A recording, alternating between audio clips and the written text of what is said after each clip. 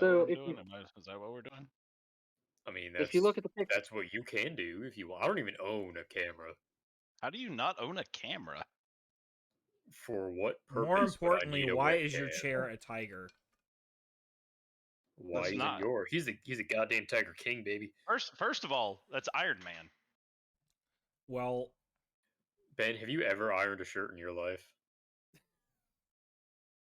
fucking Iron Man snuggie. it's beautiful. Fuck's sake. Yeah, you absolutely have to wear that now.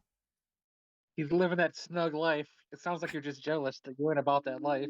I didn't choose a snug Man, life. all I saw were tiger stripes over his fucking shoulder. All right, I mean, I have no problem That's with not what you. Iron Man. That's not what you saw at all. Although it does sound Sounds- like you've just not lived that snug life and you just don't understand. I sure haven't. Sounds like you. Hey, I mean, it's great. Look at this. I can do stuff with my hands whilst being warm. I mean, But I you know haven't what had life we one. have lived is another episode of the Argel Talk podcast. You damn straight. I mean, we haven't lived that yet. Where poor Gray could have a heart attack right now. One of us could just have a heart attack and die at this very moment.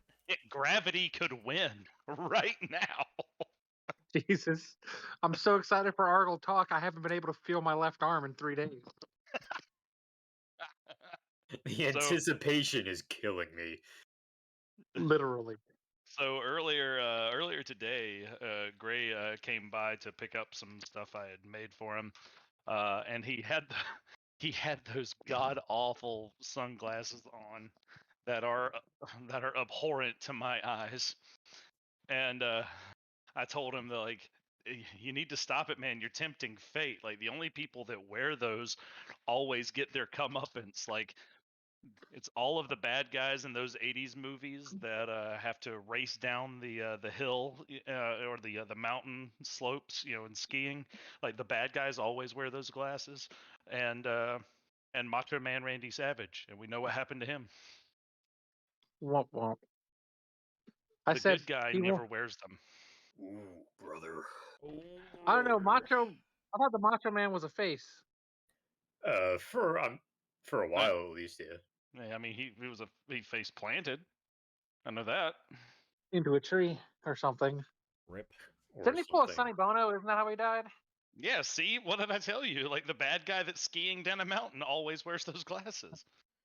Is Sonny Bono the bad guy? I feel like that he's not the good an guy. Answer. Yeah. But Cher's not really the good guy, is she? I don't know. Well, here's the question, Gray. Do you believe in life after love? No, I don't. Oh, well, Next. then. That's fair, actually. His life does prove it. So, what you guys been up to the past couple weeks? Or past week? It hasn't even really been a week since we. Well, no, it's been like a week and a half. Yeah, whatever. Okay, fine. We'll split the difference and say 10 days. Counting the calendar, marking the passage of days. Been working on my destroyer company. It's now fully built. G2G. Fully assembled. And like half painted. But painting is for closers, though. Painting is for closers. And yeah, apparently, you have to be a closer in order to paint, which I don't know what that means. Yeah. Well, also, I guess then painting is also for whiners, but I guess we're not gonna touch on that. I mean, yeah. No, you said it. No, it rings true. I mean, I certainly have been whining a lot. I've been working on painting. Been trying to get these Crimson Paladins done. I literally, as we were starting the podcast, I'm putting their water effects and crushed glass snow mixture on their bases to dry. So as soon as that's done, put a base rim on them and they'll be ready to rock. I also went ahead and finished the base on the Contemptor Mortis that has been on a flat brown base for a few months. So he got some snow as well. So 2 birds with 1 stone. I'm getting ready to bring this stuff to the Remembrancers Retreat event the end of May, which is Farewell to 1.0 Heresy event, where you're supposed to bring all your random bullshit 1.0 stuff that maybe you didn't use or is looking to get an update in 2.0, and you can say that you used it before it was busted, i.e. Fury of the Ancients. I should take box knots. I definitely need to take a few. Yeah, I don't have any painted, and I refuse to go to this event unpainted, like not fully painted, because I too am a closer and a whiner. So I'm working on basically finishing painting the list I had for the muster, plus Volkite squad with my Armistice, because I need to run it at least once where the Armistice gives this whole unit mastercrafted Volkite culverins, and I have to roll them each individually.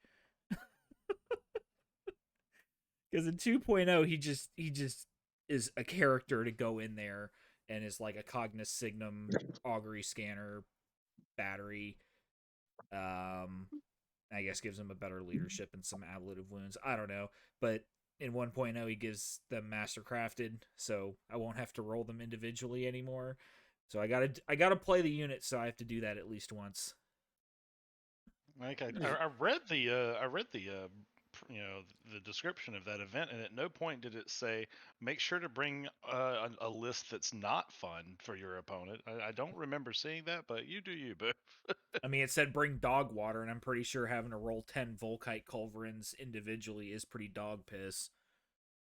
But Plenty of piss to roll. roll that piss. Plenty of piss to roll. Go out in style.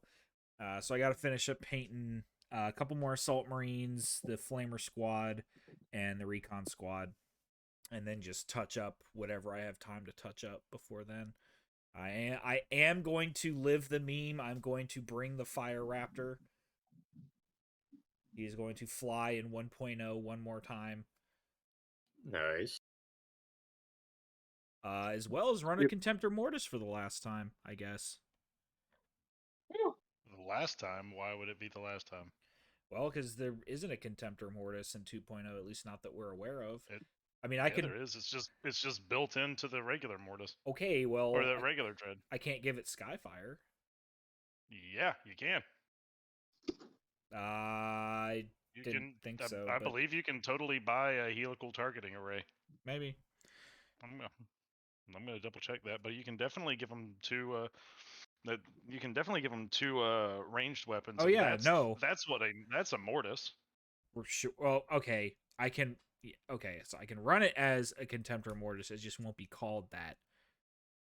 That's all I was saying. But I mean, if you can buy me a helical targeting array, then great. I did watch that 1.0 game with whomever it was. I think it was Chris and Eric. I think, or it might have been Chris and Ben. Chris and you and Chris, where he shot his Contemptor Mortis 3 times. Twice in your turn. In my turn. Yep. That's good shit, man. I love it. Well, now that I know how reactions work, that won't happen again. But yes, you can buy a helical targeting array for 10 points on all Contemptors. Well, there you go. Allegedly. Well, yeah, allegedly, yeah. That could always change from the playtest to the final bit. Oh, I forgot the most important part of this list. I am going to run it as Crimson Sorrows, or Crimson Sorrows, Jesus Christ, Day of Sorrows, as the dog piss Rite of War that it is right now, where all of my scoring shit is gonna lose scoring when I get 50% casualties. It's gonna be fucking great. Yeah, I think Crimson Sorrows is what you find in your toilet bowl after too much Taco Bell fire sauce. I mean, okay, but then why is Taco Bell fire sauce the best sauce that they've got? Oh, I didn't say it doesn't taste good. It's just the aftermath. I mean, I was always a fan of the fire roasted, but oh yeah, but they got rid of that years ago. I mean, I just enjoy a nice mild, call me basic, I guess. Basic. Just get that zest. But how about you, Eric? I think I know what you've been working on. Yeah, so I have finished up my White Scars Carothanalar unit. They're all ready to rock. I still got the Stormseer that I need to do, but more interestingly, perhaps, still working on the Warhound. I've got the main body section minus like the armor plates built and painted. I spent forever trying to figure out how I actually wanted to get through the fucking 3-inch thick and wide resin gates on the shoulder armors to where Ooh. yeah, because it was too thick to saw through. I even bought a better hobby saw, which is good because the one I had was crap anyway. Um, my Dremel bits, like the cutting discs I had for that, were just not big enough to even get like a quarter of the way through so I could go on all sides. So what I ended up doing was just taking it outside and just sanding the whole thing down, like just straight through it, which maybe not, the preferred way to do things, but it worked. Presume you And did not have also, on your respirator. oh no, even outside, yeah, I totally did. Also, because there's no way to stand where the wind doesn't blow directly in your face at my house for some reason. It's on that open fields, man. Sounds like Yeah. all those Vortex. places where my parents lived when they were growing up, where it was uphill in the snow each way with the wind blowing in your face every time, always. Yeah, but it's also, it's my property, so I'm allowed to pollute, right? All that resin. That's how that works. Yeah. But I did manage just today actually the first test on the marbling for the Audax scheme with the jar sheet, and it probably could look a little better. Maybe I'll just hand sponge a bit more black on there to really sell that as the underlying color. But it was quick, um, and it looks pretty good. Nice. Yeah, I saw it. I saw the two different attempts. I obviously the second attempt looked a bit better, but that's why we Yeah, do experiments. And all the second attempt was just me putting the sheet back on the same plate and spraying it once more. Well, there you go. Oh yeah. Yeah, I mean, I think for premium results, I think you'd do like 3 times. One more pass probably wouldn't hurt, but I think I'm like with the amount of control that I feel I have over that spray even with the sheet. I think if I do any more, I'm just gonna sponge it on. Nice. All right. Yeah, There you fair go. enough. Oh yeah. All right, is that everybody? We want to roll into pick of the week. Got some spicy Piss ones of this the week, week. I think. Piss of the week. God damn it. Is Piss that what it's going to of be the called week. now? Yes. Is our whole theme just going to be piss now? Is that what we're leaning into? Is that where we're Yeah, heading? because we're number one. We are number one. Hey! Also a piss reference. I love it. We are number one. So anyway, memes aside, but obviously my pick of the week is we are number one. No, who's got one? Who's got a piss of the week? Damn it! I got piss of the week. Go for it. So just today, as of what is today, like the 4th? Yeah, I guess. The new Gray's peeling the curtain back. I mean, we already saw what time it was on Ben's TV behind him. That's fair. I didn't. But I didn't want to be alone, so I turned off the camera. anyways, the new chaos stuff they're releasing, the cultist stuff specifically, all of it's great. But I'm gonna focus on the cultist stuff because I feel like cultists have been neglected in the game as far as model wise. And every single bit of what they've put out is great. I'm digging the cultists themselves, like the regular rank and file cultists. I think they're slightly better than what we have had, which was just reprints of the 6th Ed Dark Vengeance box cultist. Yeah, the cultists look a lot like the Blackstone Fortress guys. I think they're Yeah, just very like much. widening that range. Which is fine by me, because the Blackstone Fortress guys, it was like 7 dudes, and one of them was a heavy weapon, and that's I don't even think it's a heavy weapon the cultists can take in normal It's like a 40k. fire pike or some shit. Yeah. Yeah. So like, this is cool because it looks like by the poses and everything that it's gonna be like a 10-man box. Looks like 10 dudes. Hopefully. So hopefully either we get a 10-man box that doesn't suck and it's not wildly expensive. But more exciting than them are the mutants and the what are they, torments or something? Yeah. Yeah, torments. Straight up Yeah. possessed as fuck, dudes. I am way into the fucking Cronenberg sort of end of chaos mutation, and I feel like we haven't gotten a whole lot of that in the last 15 years. That kind of died with some of the old Hammer art, Yeah. and I am here for a return to Cronenberg, fucking the Thing style chaos mutations. Yeah, I gotta say, when like whatever leaker it was that leaked like all the roadmap or whatever was like, oh, possessed humans are gonna be like even crazier than possessed Marines. I was like, what? That doesn't make any sense. Why would a possessed human be any like more crazy? But no, it like when I saw those models, like, oh yeah, no, that makes total sense. Yeah, those are fucking sick. I like the torments especially because if you look at every one of them as a demon, just barely wearing a person kind of hanging off the side. Yeah, maybe even It's Like like the one, 10 pounds of demon in a 5 pound bag. It's kind of like yeah, the the bad guy at the end of Men in Black 1. Yeah. very much. Yeah, He's wearing them like an Egger suit. God. It's not my pick But of the week, but that fucking Demon Prince boy, I'm into that thing. He fucking slaps my ass. Like, he's yeah. Like great. I still really like the current Demon Prince model. I think it holds up pretty well. But yeah, that new one is spicy. I think it's a flat improvement on the one. Like the current one is what, from 3rd or 4th edition.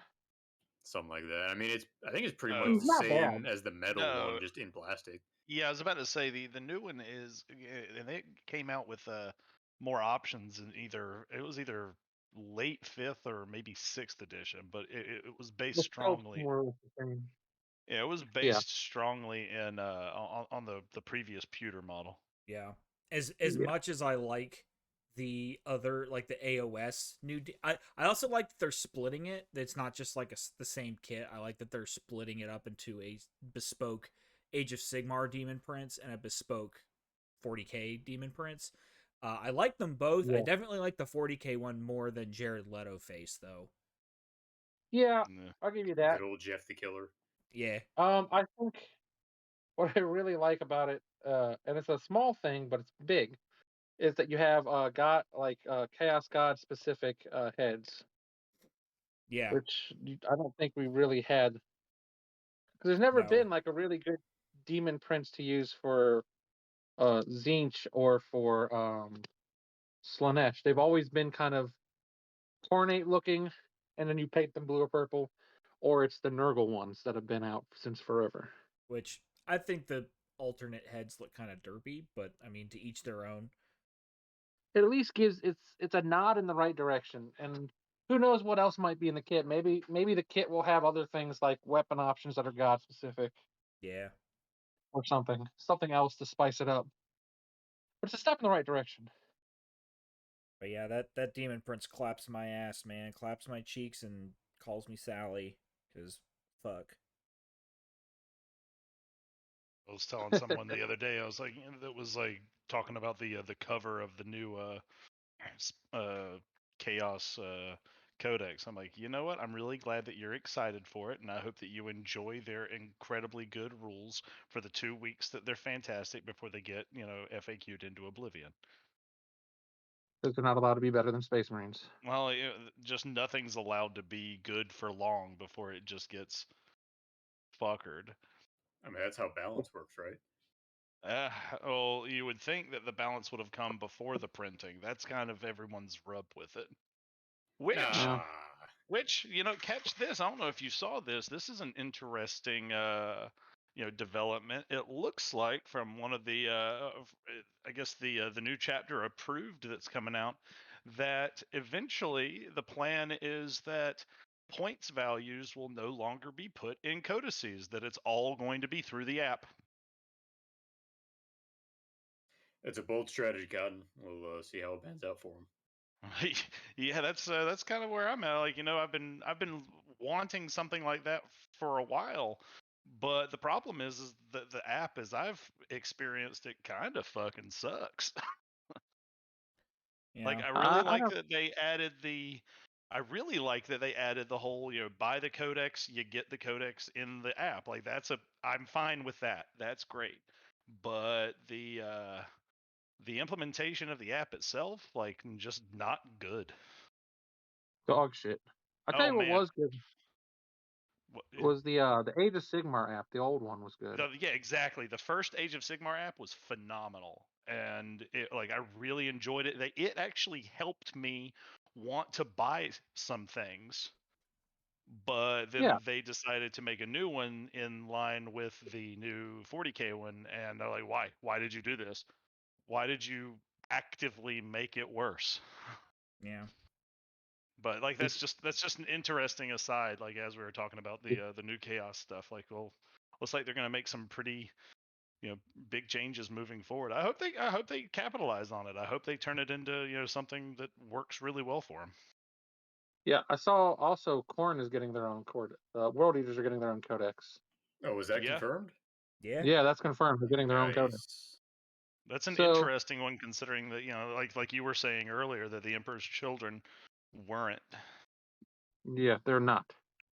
Well, they're not. The They're rumor not mill is yet, right? I mean, like, how long did we have either Death Guard or Thousand Suns? I forget which one came first before we got the other one. true, And but how the long have we rumor, had those two by themselves before we get World Eaters?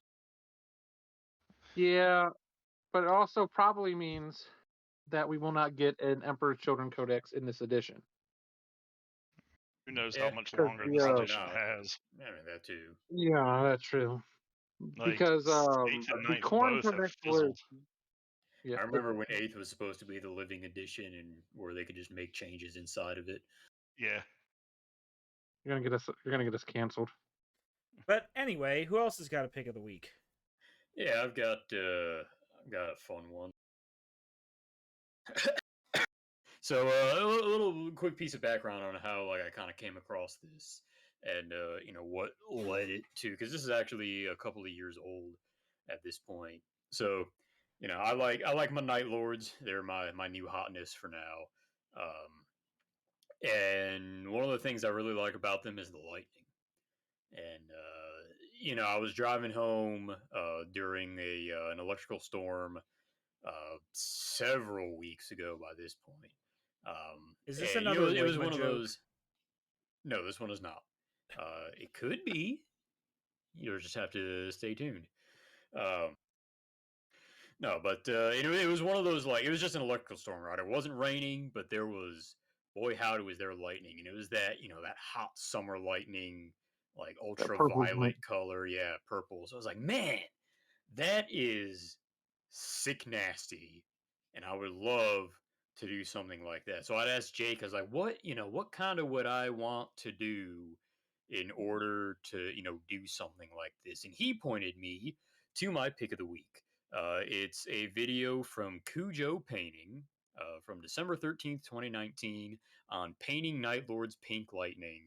I did it on my Praetor, and I did like his whole method, which is real intense, of like multiple different like glazings even, and that turned out really good on the one model. I do think I'm gonna do like his whole gang in the Pink Lightning soon enough. But I'm probably just gonna go a little bit lighter on it and not do the glazing thing. But it's a really it really makes it look cool. It really stands out. Like, I sent a picture to the group chat when I was playing a manual, and you could see the Praetor just like in kind of the bottom corner of the picture by himself. And Jake was like, "Hey man, that Pink Lightning really stands out." I'm like, "Yeah, it does. It looks good." So That's my pick. Is Cujo painting, Night Lord's Pink Lightning, and thanks to Jake for pointing me to that guy. And also, Jake, I'm gonna hold on to your fuchsia probably forever. Probably forever. Yeah, that's fine, man. I'm definitely gonna buy another one because it's like a great color. I use it fairly frequently. But you're welcome to it. No, and Cujo's a great guy. I'll give it back once I do that squad. It's just who knows when I get around to that. Yeah, but he's a great guy, great painter. So good. I'm glad I made a fan out of you at least for that. And it also gave me the idea of like, man, I can do this with the rest of my army. It doesn't just have to be these guys. Mm-hmm. Like if what we're seeing is correct and hussars and outriders kind of get folded together, maybe I'll do one of my bike squads in plasma and I'll give them green lightning. I'm gonna go back over my Cerberus and give it black lightning. The possibilities are kind of endless. Yeah. Oh yeah. What about you, Ben? What's your pick of the week? Piss of the week. Piss of the week. Nothing too crazy. Also from the Warhammer Live or Warhammer Fest releases, like squats, just squats in general. You would. Well, I like dwarves. I like dwarves, and I like the direction that they're taking. I'm really interested to see how they establish the new lore. I think it's cool that they're not Imperium. In fact, they're kind of like they're by no means are they being showcased as being like chaosy, but they're just another Xenos race that are human, or used to be human. Mm-hmm. Which, I mean, there aren't really any of those. Yeah. Yeah, it's definitely a more serious look at abhumans than say Ratlings. ratlings or ogrins. Mm-hmm. Ogrins Well, have always been extra derp. they really have always been extra derp. So I'm interested to see where it goes. They really the only two models that they've come out with currently are the like just The trike. the standard gun dude and a hover trike, which is just interesting. Like I think they look neat. I think that I'm going to be interested in the models. Whether or not I dive into them is kind of going to be dependent on what the updated militia rules are, because at this moment I don't have a desire to play 40k, but if the models can be used in my militia army, I could definitely see me picking some up. A fucking hover trike. I'm glad that they're like paying homage to the to the original range. Yeah, I think it's cool because it pays homage to it, but it's not a one-for-one copy. No, like they're So they're I they're feel like one-for-one modernizing it, copies but they're aren't not like, necessarily good. yeah, like they're modernizing it, but they're not uh Yeah. they're not going completely off the off the reservation. Like everything that I've seen kind of has precedent. Right. Which I think is good. Yeah. I think it's worthwhile. Yeah. All right, Jake, you got a pick. Yeah, so my pick of the week this week is going to be I think I've picked some of his stuff before. I don't remember exactly, but it's going to be a post from Dorn's Arrow. He has painted Jagatai Khan, and holy fuck, it looks so fucking good. Jesus.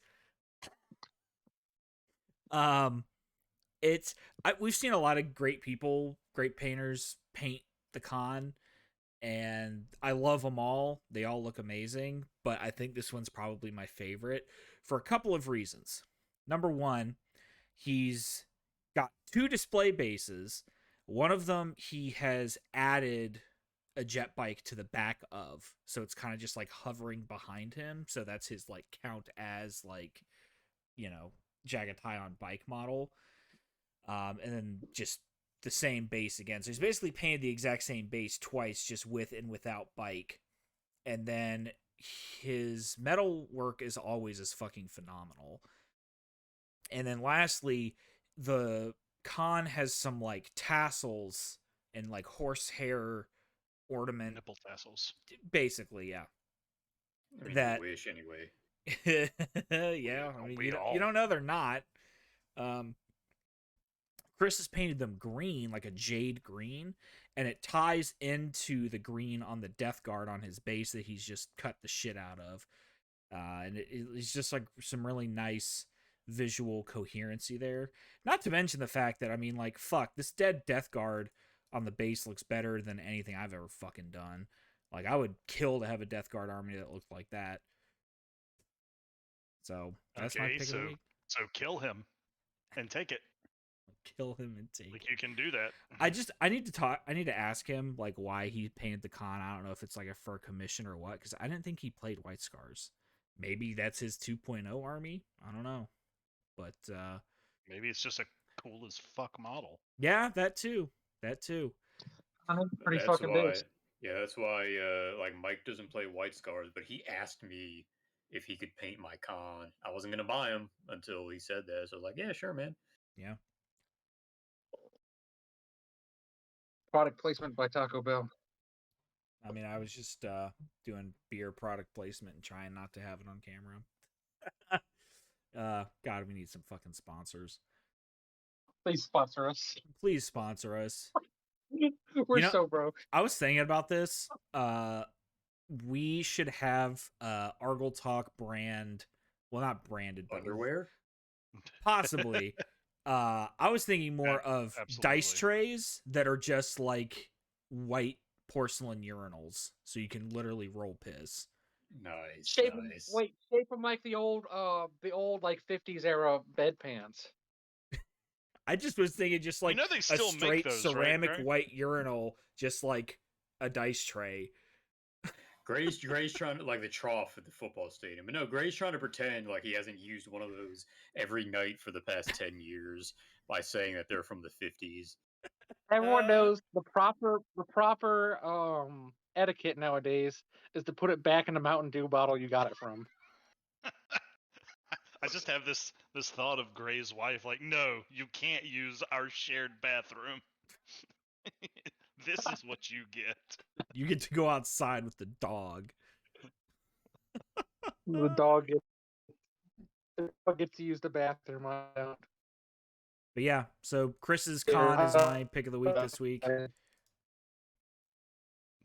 yeah, we got There you Robo go. I Gray. put the thing in the thing. Some might say is the superior Gray. The moment I understood the weakness of my flesh, it disgusted me. You had this fucking like hand sand fucking shovel things. that was a good one. I did enjoy that one. Sometimes the memes annoy me. That one, it pleased me. Beautiful thing. So, I think that's been everybody's pick of the week. So now we're going to get back into, and I say back into our topic because our topic for this week is a continuation of last week. We had our first half of our ranking the Primarch series, and this is going to be the top half of everybody's list. So, if the bottom halves were any indication, I think we're going to have some spicy conversations tonight because I think some of our lists may look vastly different to each other's. So, unfortunately, Jack was not able to make it here tonight. He fell into a 3-foot tall ditch and just couldn't climb her out of there.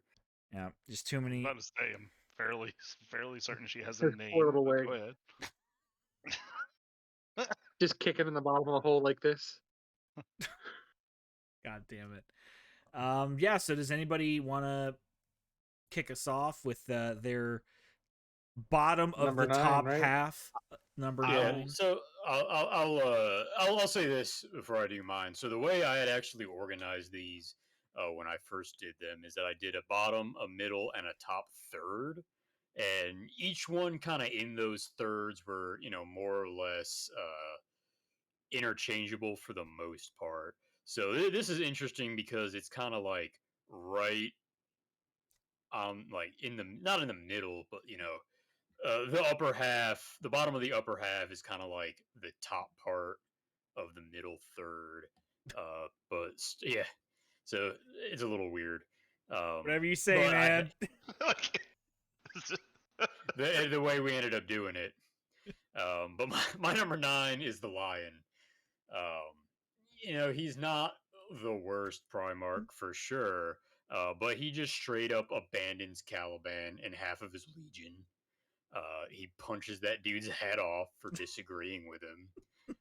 That's a funny thing that happens. It's pretty. I do think like his model is pretty great, and he's a great combat monster.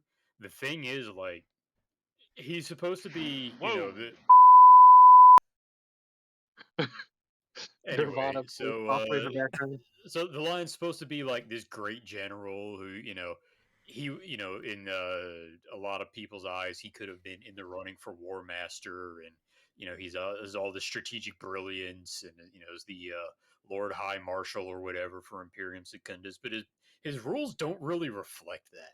Like, his Sire of the Dark Angels is a little bit better than Sire of the World Eaters. But it doesn't really give you any massive army buffs. And all of his like individualized rules are just him being super good at melee combat.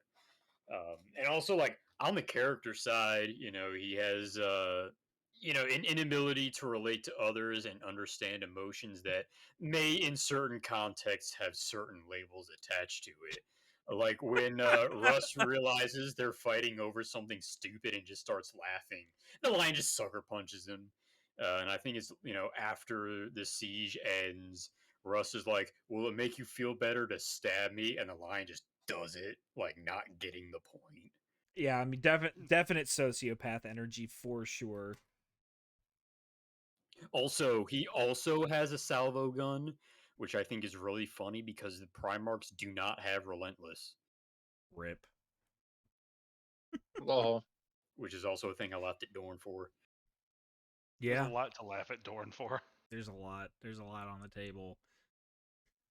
All right. Oh, Dorn. So who's next? I'll go. All right, I'll go. Go ahead, do it. All right. So my number 9 is Sanguinus. So he is, on the one hand, he's a pretty cool, like, bird boy. He's got a little bit of that space vampire edge. That's kind of neat. But unfortunately, his beyond that, his shtick is to just be the beautiful, like, Bishi hero guy who dies tragically to show you how bad Horus is. That's kind of lame. Yeah, I mean, I don't know if it was before the last episode or in between the last episode and this one, but somebody shared the meme of like Galaxy Brain Sanguinius is the best Primarch because he's hot. Like, yeah, yeah, like he's just like one of those like girls anime like beautiful boy kind of characters. Oh god, what's the fucking like figure skater anime? What's that one? Yes, exactly. Yeah, there really is an anime for everything, isn't there? Dude, there's an anime. I don't know what this is. There's an anime this season about ballroom dancing, and it's like, I'm not watching it, but from what I hear from the community, it is like hypey as fuck. I don't know how. I don't know why. I mean, I keep my ear to the pavement as far as anime is concerned. Yes. Keep your finger on the pulse of the ballroom anime. Yes, exactly. I'm disappointed that they dropped Spice and Wolf and didn't get any more material, because that was the best economics lesson hidden in a medieval romance adventure about a boy and a wolf god that I've ever seen in my entire goddamn life.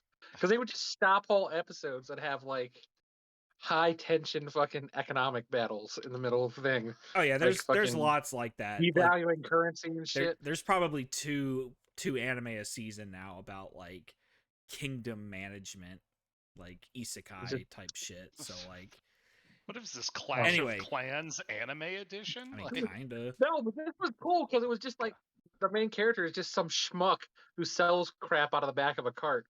Yeah. And he gets involved in like money laundering and fucking devaluing currencies and insider trading. Breaking Bad anime furry edition. And it just so happens that his companion, which he's been paid to help some harvest god in the form of a girl who turns into a wolf, she just so happens to be good at that shit accidentally. I'm editing all of this out. Thank you. Anyway, Thank you, Jesus. so Sanguinius is your bottom of the top half. He said sanguinous, so I don't know if that's the same or not. I mean, that's his younger brother. That's number 2. That's Primarch number 2. Oh, Be yeah, strong, that's fair. Sanguinius. Be strong for the Emperor. How you doing The back there, friend Sanguinius? loves me. I'm doing fine. I'm doing fine, brother. All right, Ben, you Oh, seem good really boy. eager to get started. What do you got? God save us from So ourselves. I actually am going. This might surprise you specifically, Eric.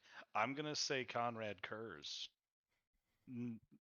Not necessarily Why because would of that how he. surprise me? I don't know, because it wasn't in my bottom list. Fair. I mean, it's okay. It's as surprising as you having a hairy ass, apparently. But And no one was more surprised than his ass. or that particular bathroom attendant. But not so much for how he is written, but I just really like his model, and I like, even though I don't like the play style, I like the aesthetic. Like I like the style as it's portrayed, like an entire legion of just like cutthroat assassins, basically. Like I just think it's like visually it's really neat. And as we have kind of touched on with previous conversations, and especially with how ridiculous things can tend to be sometimes, like sometimes you can just like something because it like speaks to you aesthetically, or because it's kind of silly and dumb. But yeah, I like Kurz, and he's had a couple of cool. I haven't read a lot of his stories, but I have listened to a couple of short stories that involved him, and I just thought he was kind of neat. And I really like his model, like his. I think that he Yeah. was, even though he was kind of an older model now, like I really like how he was. He holds up. He does hold up Yeah. really well. I can't say the Yeah, same he's for one of my favorites. Angron. No, as we've discussed. Yep. But yeah, Or like my number 9 that their model has not held up. I have number 9 at number 9 as Fulgrim. Again, fucking shit meme tier list. Notes I have for Fulgrim: not afraid to be himself and was never anything else. Closet scaly.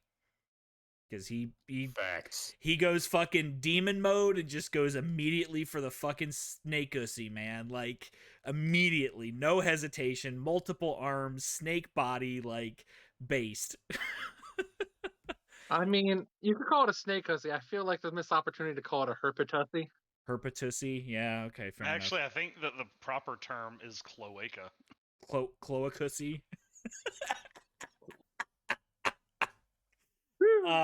Man, you not nailed it, I love Jake. 'cause You called it. not afraid to Cloaca paint is self used in both genders of lizards. not afraid to paint self portraits in poo. Like walks around a fucking leopard skin loincloth, like lets his fucking legion operate on him and like laughs at them while they're doing it. Like, oh yeah, that was the spot, bud. You really got me with that one.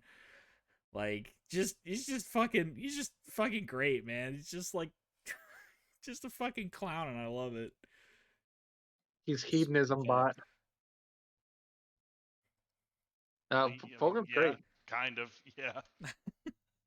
Fulgrim's great. Hedonism bot 9000. Hedonism bought 30,000. Hedonism he's bot got- 3,000 because it's the third legion, right? Yeah, he's just got his command council rubbing chocolate sauce on his belly. Just doing body shots off of him while they're having a fucking strategic meeting. Like, Gray, if I print you a model of Hedonism Bot, will you please like model him as Fulgrim? Great. If he I prints think you we a can work model of something out, Hedonism yeah. bot, will you pose and take a picture alongside it? Absolutely. In fact, if you make the scale right, I could use 4 hedonism bots as the Legion servitors for my what is it, Forge Father, whatever, Forge Lord. That would be hysterical. Like they're just hedonism bots. Just Uh, crotch mount a bunch of heavy weapons. God damn it! Just an obliterator who's only coming out of his crotch. All the weapons That's right. only come out of his crotch. That's it. Yep, that's right. Guess where the ammo feed is? Not the hole that you would expect. Or maybe it is. I don't His know. mouth All right. just swallows it. Wait, All right, Is so what number 8, I've got a number 8. I have Alfarius. I kind of like the whole idea behind I am Alfarius. I think it's funny that he's canonically a manlet, and the rest of his legion are all really tall, so he can blend in better. I think he was knocked down a peg by Praetorian of Dorn. Not necessarily the way he was portrayed, but more like the consequences of it and what that kind of disallows now in the Greater Heresy and the Alpha Legion story. I think his model is probably one of the best, but I can't get over the fucking unicorn horn and the fact that Forge World painted it to look like a red hot glowing zit doesn't help. But he does Yeah. have perhaps the greatest army buff rules Oh yeah, in the game, like hands 100%. down. Doesn't he just like give his entire army preferred enemy everything? Yeah, preferred enemy, Yeah. everything, and you can I like think you hide messed him in with the reserve roll. places. You can fuck around with your enemy's reserve rolls. Yeah, just They're like okay. I forgot about that. The rules I am Alfarius. Yeah, you just pick a squad, and sometime during the game, randomly one of the No, guys. I'm not even. becomes I'm not even Alfarius. talking about that. That one's called One of Many. I'm talking about Insidious Mastermind, where if you're like, if Jake and I roll up and we both have Fire Raptors, and I have Alfarius, his Fire Raptor comes on before mine. I can be like, nope, that's my Fire Raptor, and put mine on instead. Like it's one of those great. super niche rules, but it's that kind of fucking with the opponent that I love it. It's also a Great. perfect meta check for someone that plays Alpha Legion. Like, oh hey, let's say he keeps that rule for 2.0. 2.0. Oh hey bud, that's a nice Leviathan and a drop pod you got there. It'd be a shame if I had one too, and whoops, got to fucking just swap them. Get fucked. And that's if I Yeah. get past the fucking -3 Alpha Legion reserves nerf, Horseshit. which So, I apparently got has a been question. limited to a max of -1 and 2.0. But Lame.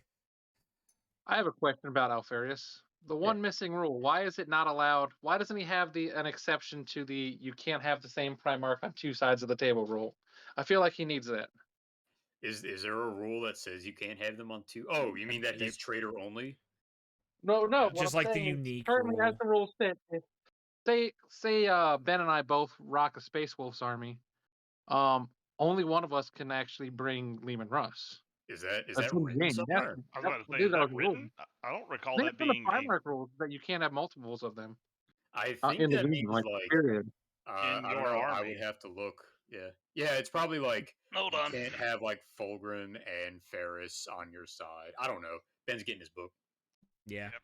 Not that it Pretty sure matters it's in one of the for early books that you more than couldn't the next double up. 3 days anyway, but Yeah, all right. but I feel like All right, So- Greg, who do you got at number 8? I got the man himself, Angron. Like he's a kind of a dumb a little bit on the head Spartacus trope, but he's capable of some really cool, like he's got some cool icy moments where he just says some dope shit. I specifically at one point I think he gets into like a verbal argument with Gilliman.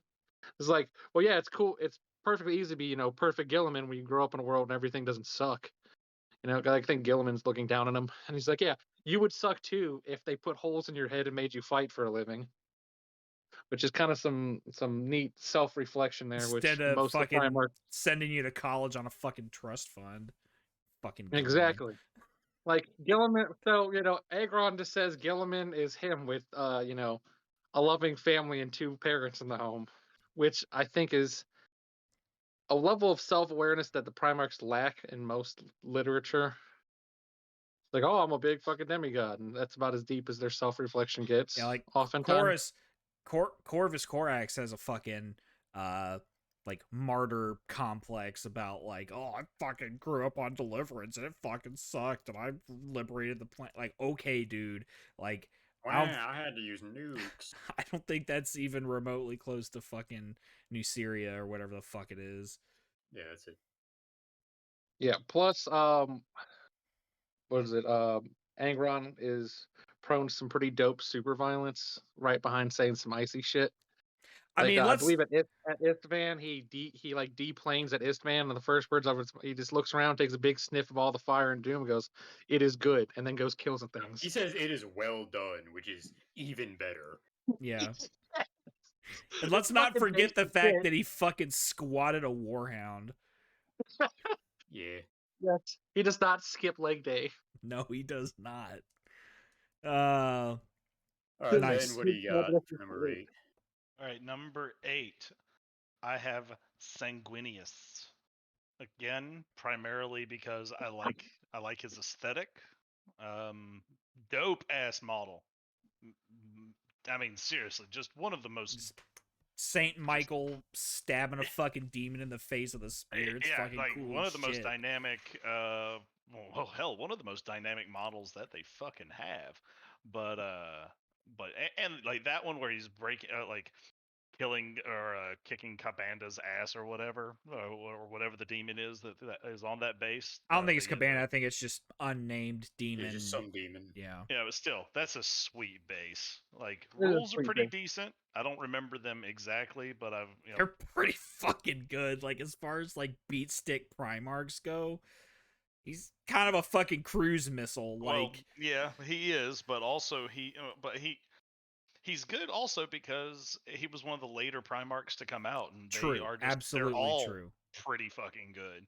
But you're right. The whole like the symbolism that he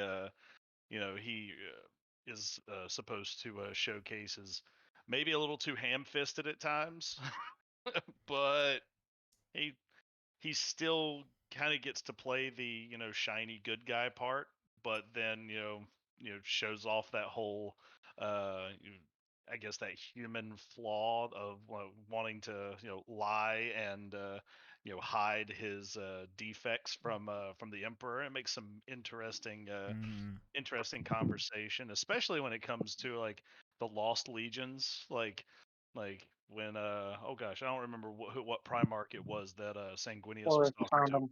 Horus. Oh yeah, it was Horus when he was after he had killed someone that was suffering from the rage and the red thirst, and it was like, why didn't you why won't you just tell Dad? Dad'll fix it. If anyone could fix it, it's Dad. He's like, and end up like those two squatted armies that we had. Fuck no, absolutely not. Yeah. No.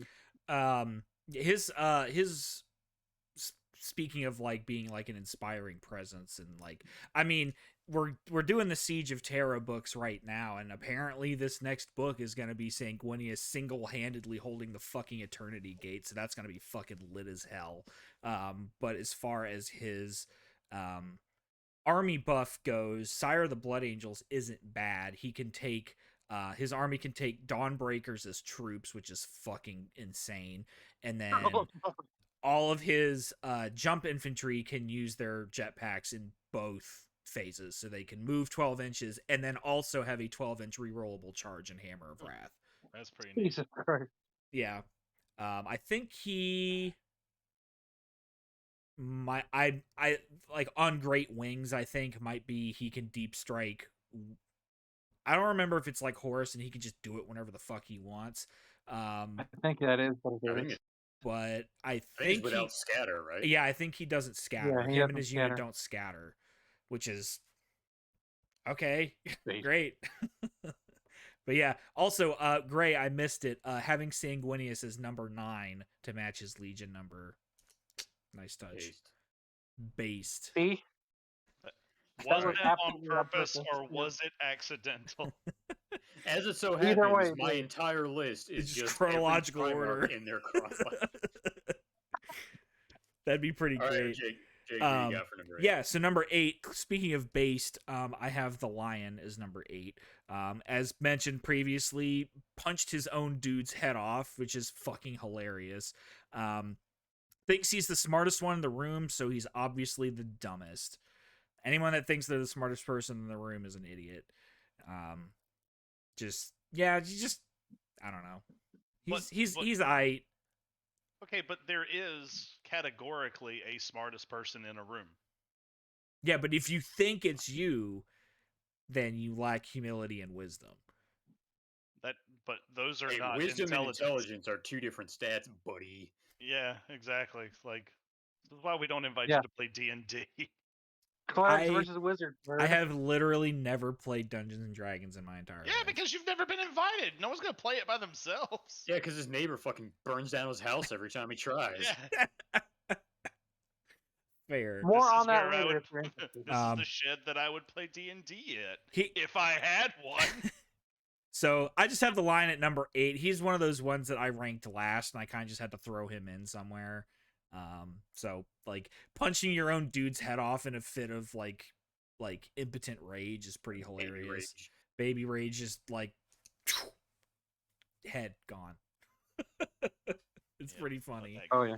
But he did kill that guy. He definitely. And Was it see, Nemiel? Nemiel, yeah. See, well, that's like the when I first read that, I was like, okay, well, that was kind of fucking stupid. And then I read Angels of Caliban. It's like, oh, that was actually like a really fucking big deal. Yeah. Like he really fucked up doing that. Yeah. Yep. All right. So who you got for number 7? Number 7, I have Perturabo. Man puts the Well. heresy on his back. I love his model. It's huge. It's chunky. He's It a is a good thick model. boy. He's on a knight. He's on a knight. He's got all the fucking war gear you could ask for. He has AP2 fists, like even without Forge Breaker. Ridiculous. He's like the enlightened centrist. He just wants to grill. He just wants to tinker with his stuff. Man, I just want to build stuff. Yeah, but like he does, whatever fucking job he's tasked with. I'm gonna. I think he does suffer from multiple writer syndrome, and they have like all these different versions of him that kind of wear him down. Like Angel Exterminatus Perturabo is not Siege of Terra Perturabo. Yeah. I'm gonna jump in here as well, Eric, because I also had Perturabo as number 7. Okay. Interned his own dude in a dreadnought for bringing bad news. Again, pretty fucking based. Like, you brought me bad news, so I'm gonna beat you to within an inch of your life and then stick you in a fucking dreadnought, because even in death you still serve, bitch. Yeah. Didn't even let the guy die. Said knows he's important but undervalued / underappreciated, but he fucking does it anyway and then just fucks off. He does his fucking job and then just dipsets. Carries the heresy on his fucking back and then finishes the mission, and then it's just like, all right, see ya. Fuck you, nerds. I'm out. Yeah. It's fucking See you around, Space Cowboy. Peace. Mm-hmm. All right, Gray, what do you got? Number 7. Surprisingly low on my list. I think you're going to be surprised, but the man himself, Fulgrim. Like, I think you said the man himself for like the past 3 in a row. They're all the man himself. They're Primarchs. There was any one Primarch that was not necessarily the man himself? Or himself. Yeah. Oh, excuse me. The ma'am himself. That's better. That's going to get edited out. No, it ain't. No, it ain't. The ma'am himself, Fulgrim. And so, like, he's a cool idea because he's like, he's the shtick for him and the Emperor's Children in general, although him specifically, is that he's the top of the top. He's Mr. Perfect. He's aspiring to such great heights, and then he kind of just goes over the curve and goes, now we're obsessive weirdos, and takes a nosedive. And I'm here for it.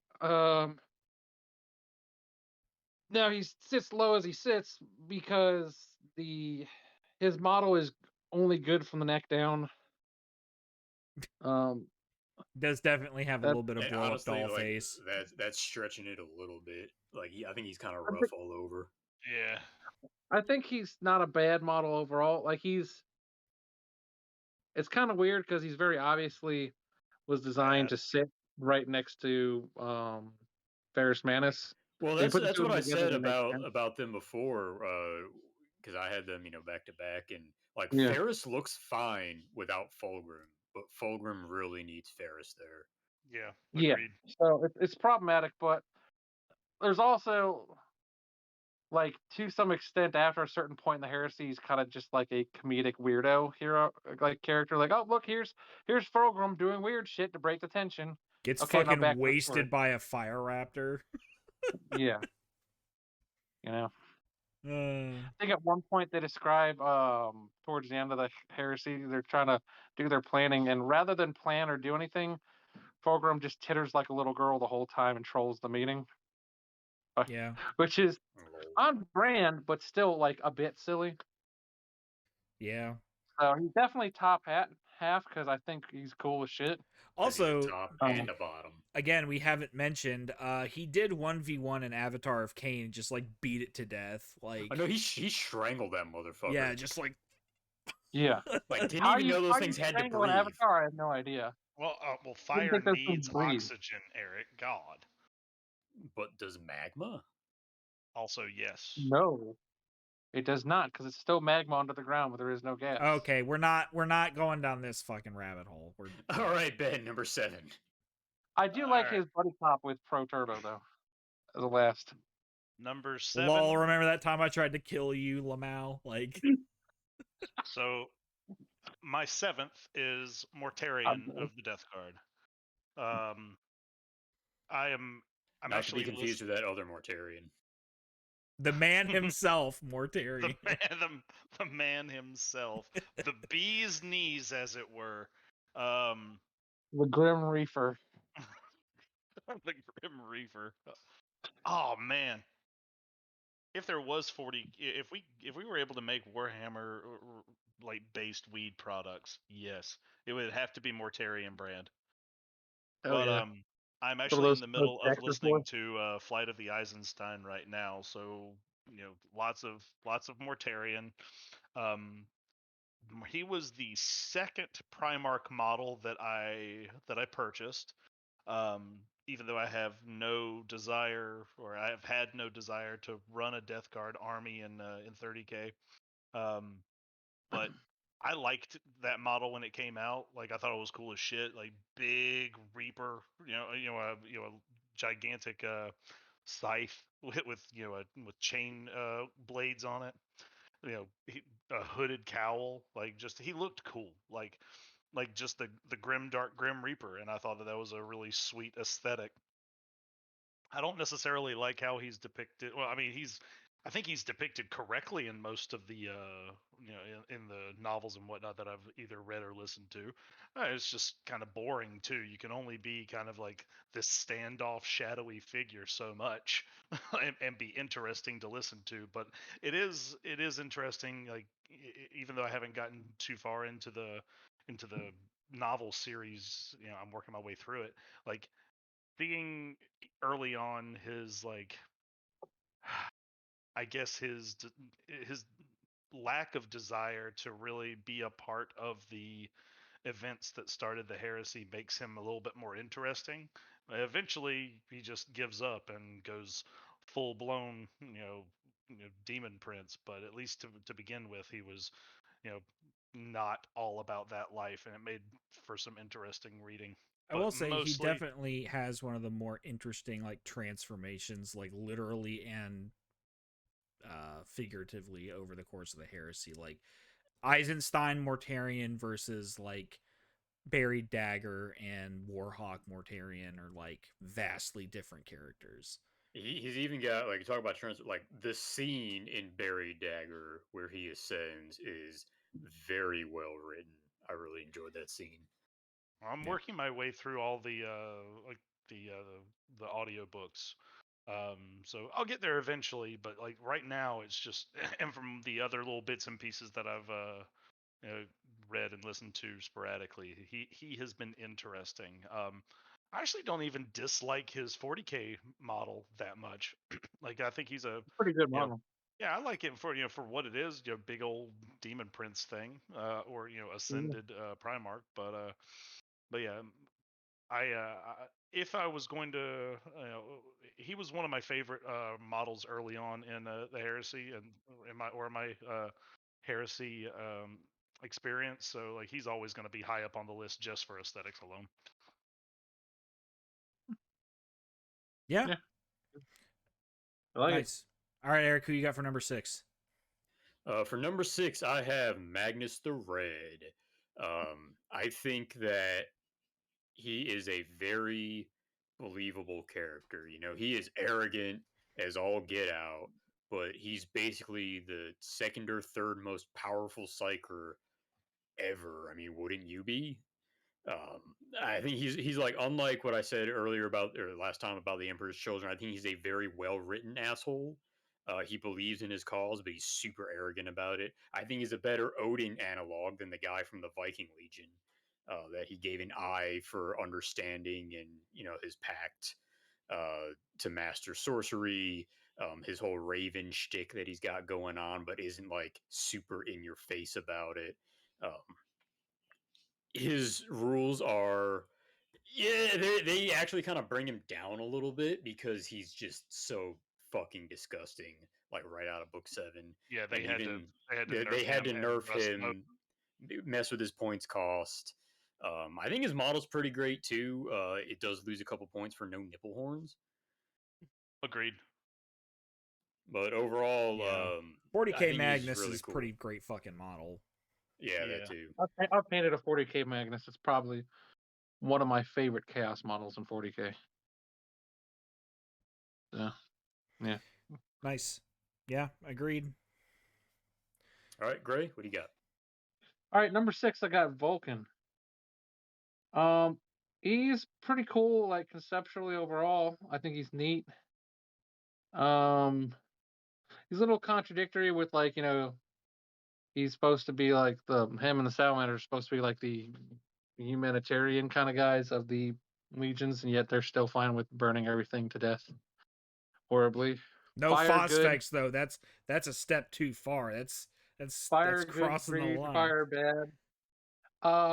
I think he'd rank probably a little higher if he'd stop fucking dying all the time.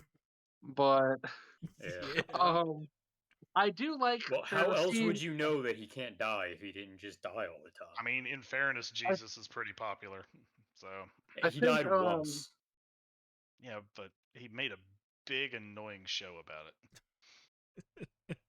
So I think one of the fun parts with Vulcans is I want to say it was Kurz or somebody is beating the shit out of him. Somebody's beating the shit out of him. I thought it was Kurz because they've disabled his teleport thing and his big ass hammer. Oh And yeah. beating the shit out of him. Oh, yeah, you can't teleport. You're stuck here. You can't go. He's like, but you forget, brother. It is also a hammer. See, that's what I had heard about that scene a long time before actually reading it, and I'm pretty sure like the way it's set up is that like he gets to the center, he has the hammer, and that's when he's like, oh, it's like Kurz didn't know it was a teleport thing, but then he's like, oh, it's also it's like this is a teleport thing, it's also a hammer, and hits him. What I thought it was gonna be, and maybe I'm a better writer than Nick Kime, but probably not. Would have been would have been to be like, because Kurz's whole thing in that novel is just breaking Vulcan down spiritually. Right. Like I thought it was going to be like, oh, Vulcan, this hammer is like a symbol of like your failure, and you failed your sons, and you're an awful Primarch, and you are nothing, and all that. And then Vulcan's like, it's also a hammer, and beats him with it. That I think would have been better than the way it actually went down. Sure. Yeah. But it's But also a hammer. I've also used that line in D&D in 2 separate campaigns. Yeah. So yeah, he's cool. I like him. I think he's got a great model. I do like his model. That was my first Primarch model. Nice. Well, Ben went black and then went back. Yeah. Surprisingly enough. Sorry. I think he's cool. I like him. I think it's neat that some of these stuff you see on the Vulcan Histon model made its way onto the Vulcan model. Yeah. As Vulcan Histon is supposed to be collecting Vulcan's artifacts. So it's kind of neat that they back. Collecting the Dragon Balls. The Dragon Yeah, Balls, exactly. indeed. Yeah, So, that is a bit of lore that I don't think that they've really kept going well enough. No. Granted, I say that not having kept up with any current 40k lore. I So mean, I would hope that they motherfucker could kind have of found all of them realized. by now. I hope that they kind of realize like how silly of a concept that really is. Like, oh, you just collect the 7 artifacts, or however many there are, and Vulcan will pop back to life or whatever. Well, they've never said that's how it works. That they just said that that's what the salamanders think. Yeah, but like even so, how desperate you gotta be, man? I mean, Well, how did they to be fair, resurrect him the the last artifacts time? They are fucking fucking good. Mount Doomed his ass into a fucking volcano. Like, why did anybody think that would fucking work? Some of the artifacts are quite good. Wasn't one of the artifacts like a big old Starforged thing? Yeah. Yeah. I want to say each one you find helps you to find the next one. So the last one should technically call Vulcan. I think it's like the map to Luke Skywalker. Yeah, exactly. They were searching for Luke before it was cool. I do wish you didn't refer to it as that, but you are also right. He's out of line, but he's right. No, 100%. Waited for Disney to get a C&D from GW. God damn it, Gray! Don't drink your own piss on the podcast. This is why you roll piss, Gray. This exact thing, right? Can't talk right now. I'm making piss. So what if you could see the dark inside of me? All right, Ben, who do you got? God. Oh, fucking shit. All right. These are All right, brothers. Number 6. The man himself. The man with the plan. Yagatai Khan. Like, great model. Wonderful fucking model. Great, pretty good rules. And the things that I've read with him in it, I like the way that he was. I like the way that he was represented. I thought he was written pretty well, but he will never truly be top tier because they're never gonna give him a bike. True. Also, I'm gonna go on record right now and say the Mongolian language does in fact have a J sound. Does it? Okay. Yep. Fair enough. TIL. TIL as well. So yeah, Chris Wright did such a fucking good job writing the Khan and his Legion. Like I'm good. so glad that they let him do basically everything. Because he did Scars, he did Path of Heaven, he did Warhawk of Shagoras, he did Warhawk. Dude, which I've read none of those yet. I don't want to spoil it. I haven't read Warhawk yet, but I don't want to spoil it. Chris right? Wright is Chris Wright. And like it's the newest Siege of Terra book, so like in fairness, it should not be discussed. But it's fucking good. It's fucking good. See, okay, with stuff like this, with like progressive series of novels like this, I think that the last novel should be off the table until the next one comes out, and then you can like freely discuss it. Well, because so 2 months, like Ben hasn't fucking read any of them, so like what the fuck difference is 2 months gonna make for Ben if he doesn't want to be spoiled? You know what I mean? Like I've only read I just assume that people haven't read things, and then I ask when it comes to like sensitive stuff. Yeah, but I mean, Warhawks are real fucking good. 60 some goddamn how hairy books. their ass is. All right, so like you can absolutely skip Damnation of Pythos. I thought it was a cool book, but it's absolutely unimportant, irrelevant for the whole. There's a lot series. that you can just straight up skip. Yeah. Anyway, I probably won't. Anyway, Jake, number 6. So number 6, Gilliman, surprising everyone. I would have thought, including myself, I thought Gilliman was going to be at the fucking bottom, but he just if you've listened to any of the Remembrancers Retreat episodes, shitting on Bobby G, they've done a better job of it than I could. But here's what I have for Gilliman written down. Incompetent, self-righteous, melodramatic dictator who keeps getting away with it, It almost gets himself killed by Corferon, and yet despite all of this, still comes out a fucking winner. So that's why he ranks so highly on the list, because he succeeds in spite of himself. He's just got the fucking luck of the Irish or some shit. I don't know. He's like the Kramer of heresy. He just fails falls ass backwards into success. Just fails upwards. Like whatever, Yeah. man. It's What's like going on in there, Gilliman? Horus has betrayed us. Horus Jerry. has betrayed us, Jerry. Oh God, just so good.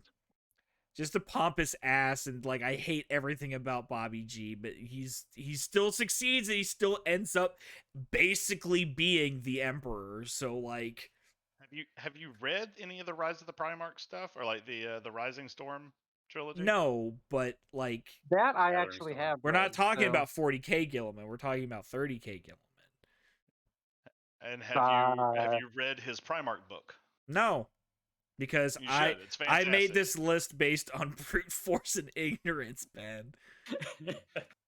God, go post on Crusaded Heresy if you want to be this wrong and loud about it.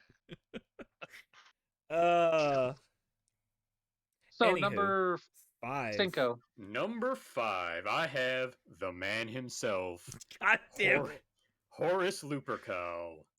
So he is man, the man the himself. legend. I think like a lot like Magnus. I think he's pretty believable. He acts like a Primarch probably actually would. Like his ego is massive. His hubes he really needs to shave, but he's pretty much earned it. He's got the best rules, like except maybe Magnus. His army buffs are wild. He's just I think he literally has a rule called God of Battle. His model is fierce and elegant at the same time, and he's just really great. Yeah, I do think that like so he's absent for a lot of the heresy books, and even like in Solar, like I'm reading through Solar War now, and I'm maybe 3/4 of the way done, and they've made a point a couple of times to be like, where is Horus? Like every time Horus isn't on screen, people should be asking, where's Pooch? I mean Horus. But I think that does him a lot of favors because it keeps up kind of that air of mysticism.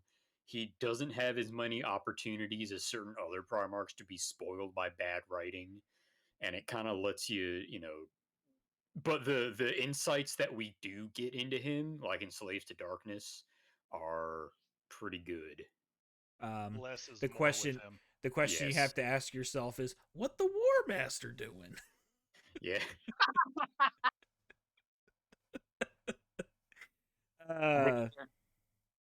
And All right, and great. like, Number 5. okay, yeah, okay.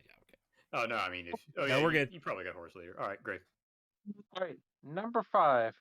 I have Mortarion. So one of the things about Mortarion that isn't probably discussed enough is how much he's just a giant poisonous space Slavic farmer guy, and it's pretty fucking based. I think he's the Slav anti-hero that Eastern Europe can really rally behind. And like he no, is I the think it's type really of man fucking to great. tow a battle tank with a tractor. Right, like that's his whole shtick. Like that's his origin story. Literally turns a know? tractor into a fucking siege tank. Like, Right, and he keeps fucking it up and having to redo it over and over again. So he's like a DIY Grim Reaper Primarch, and he's The he's Wish Grim super Reaper. yeah, Witch like Grim Reaper. For Mortarion, for Terra, remember the 7th, Slava Ukraini. What? yeah, exactly. Count the 7. Count the 7. You know, I have Primarch armor. My cousin has Primarch armor. I have big scythe. He does not. Great success. But God damn it. I think it's also kind of neat that like he's Mr. Anti-Demon, Anti-Magic, and then he ends up becoming a big old demon prince. It's kind of fun and ironic. And still is like, oh no, this is different. It's fine. It's fine when I do it. Like, Of course. motherfucker, man. Like by the that time, hypocrisy is like great. he's not like he's very much aghast at everything going on when Typhon reveals his hand. But Yeah, like literally up until that point, he is like, no, yeah, it's fine when I do it. Yeah. Exactly. So All yeah, right. I think he's cool. I like him. Who you got, Ben? The man himself, Mr. Big Show himself, Mr. Lupercal, Horace Lupercal. Nice. Like, I agree with Wonderful. everything Horace Lupercal. Man, I just want agree. to say it's amazing how many of our picks have matched up. Yeah, it really is. Despite us being like on-screen rivals, somehow we're the same human. Only the difference between you and I really boils down to how little people are surprised that I have a hairy ass. Facts. You are Surprisingly, correct. mine is completely hairless naturally. No, we 100% believe that. 100%. Friction alone should have gotten rid of all of it. Other than my beard and the occasional head stubble, whole body naturally just smooth like a dolphin. That's why you're such I a have, good swimmer. I have to avoid the beach every time I get above my waist. Nantucketers paddle out with harpoon. Oh fuck. Fucking My awful. next line of jokes was very insensitive to a certain demographic. Let's just go ahead and anyways, skip that then. People from New England, basically. but I agree with everything Eric said about Horace. I actually really love the way that he is originally portrayed. Like he comes off in Horus Rising as like the like just textbook like hero of a science fiction novel.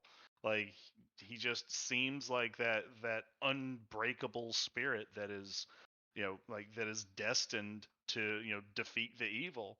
And like he is the only, well, I'll get into this later too, but he is one of the only characters that falls to chaos who really did it under like duress. Like it was basically forced on him. Like it wasn't a series of choices. Like he fought, he fell, and then through other people's actions, like he basically had chaos implanted into him. So like he's tragic in the 40k sense, or the Warhammer sense. Like he was an unwitting pawn to other scheming forces, and like it made for very interesting narrative. Rules wise, good goddamn. Like Yeah. Yeah. he was one of the first Primarchs written, and still one of the best ones now. Yeah. Model is pretty sweet. Like the very detailed armor, big ass mace looks cool. Love the the talons. But I think that my favorite part about the Horus model is the base that he's on, because he's on this gigantic stone eagle stairway, and it just looks cool as a bitch. Mhm. That's straight up out of that classic Emperor versus Horus art, and I'm here for it. Yeah. Yeah. Like it was just a well-made model, so I'm all for it. Yeah. One more thing I want to throw in about Horus before we move on. So there's a line that I just remembered from book 4, talking about like whatever like militia world or whatever that is about to be turbo Illuminated. fucked, illuminated, yeah. And there's a line that's like, I think like the space battle might be ongoing, maybe it's not, but there's a line that's just like, the vengeful spirit had entered orbit, and just like that line, like I don't think there's any other Primarch in any other ship that, except maybe the Conqueror, has that like gravitas to it, or like, oh man, I shit's will about say, to go I down. think the Vengeful Spirit is probably about the best name for a fucking flagship as there ever Absolutely. was. I brought that up before, and people like were like, "Oh no, I don't think so," but I think it is. Is that in Horus Rising? Is that 2319? No, that's like Black Book 4. Oh, okay, never mind. So that's like during the heresy. Only point I still have to talk about Horus, but yeah, just like the combination of his writing from Dan Abnett and his performance by Toby Longworth in the first 3 books, I was just like, sold. That's it. I'm good. Horus, yeah, I'm good with you, buddy. Like that's why we have such strong like, okay, you know, obviously it's a little bit of a role playing game where some players will, like, you know, eat, live, breathe their legions and their allegiances and stuff like that. And that is why we have such a hard split, is the way that Horus was written and how tragic his fall is. And the fact that some people don't think he fell. Like, he was fucking justified. He was pushed. Yeah. Like, he was justified and he had no choices left and he had to do what he had to do. So. And then there's me, who thinks he's a shithead, generic bald bad guy. No, I mean No, that's but he kind of looks like you. slaves to baldness. All my opinions on this are with the asterisk Swamp of, the like, darkness. I think all the Primarchs are shit-headed man children. Like, that. I mean, Oh yeah. Sure. Well, but yeah. You're right. Well, we can.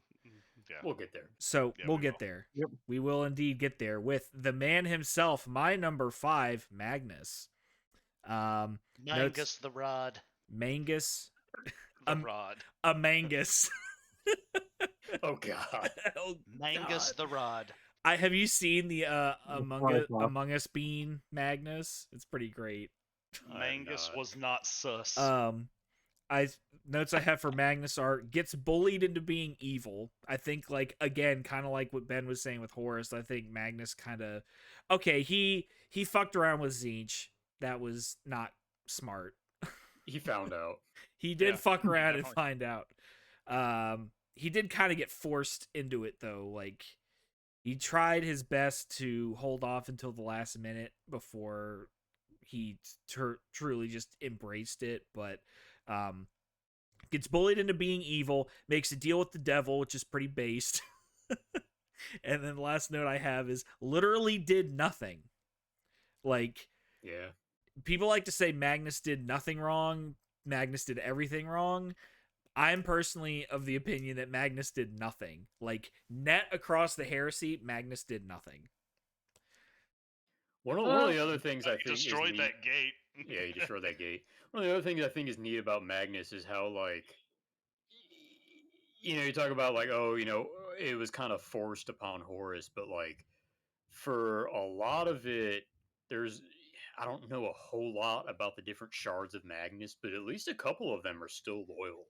Like, it's really not what he wanted. Yeah, one of them It was is just kinda put on him. Malgador's got one of them on Titan, Yeah. fucking around with the Grey Knights / Knights Errant. Yeah. Yeah, so Well, Magnus, And that's even, like, what keeps the Khan from actually going traitors. He goes to Prospero, talks to the shard of Magnus that's left there, and Magnus tells him what happened. He's like, well, shit, man. that's not how I thought this was shaking out. Yeah. Yeah, so Magnus, number 5, pretty based. I will say, because I put Magnus at the dead bottom. Yeah, you had him at 17. Yeah. I will say, I give him credit for making the galaxy's most costly fucking collect call. No, I would not like to accept these charges, and they fucking Kool-Aid Man's in there with the fucking charges anyway. You gonna accept him now, motherfucker? Hey, now I've got the image of the Kool-Aid Man with, like, titty horns. And one eye, exactly. Oh, yeah. Yeah, the titty horns just pierce the veil. Oh yeah. All right, getting down to the end of it here. Eric, who you got for number 4? I'm gonna throw one more thing about Magnus. Yeah.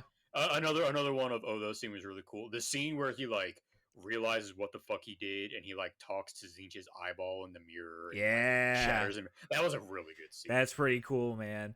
Tzeentch is just like, yeah, man, like, what the fuck did you think was gonna happen? Like, who did you think I was? Like, what did you think this was? What do you think I am? Like, you dumbass. You don't go. Now that I've Fucking your watched soul. Disenchanted, I feel like I need to go back and read that scene with Tzeentch having Eric Andre's voice as, like, Lucy. Yeah, I can see that. Shoop.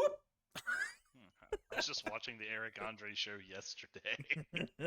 Just pure unbridled chaos. Like, that's what it's like every time you, like, translate into the warp. Just the Eric Andre show going on all around you. Yeah.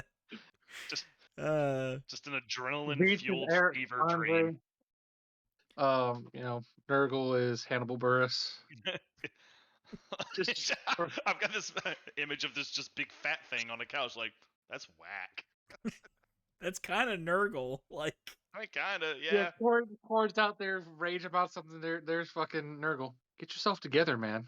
Get a bunch of roommates, move to Philly, start a salsa company. Eat hummus with them. I'm See the animal I'm eating collection. ham and strawberries. It's my favorite food combination. God, that's fucking Nurgle. God damn it. Oh shit.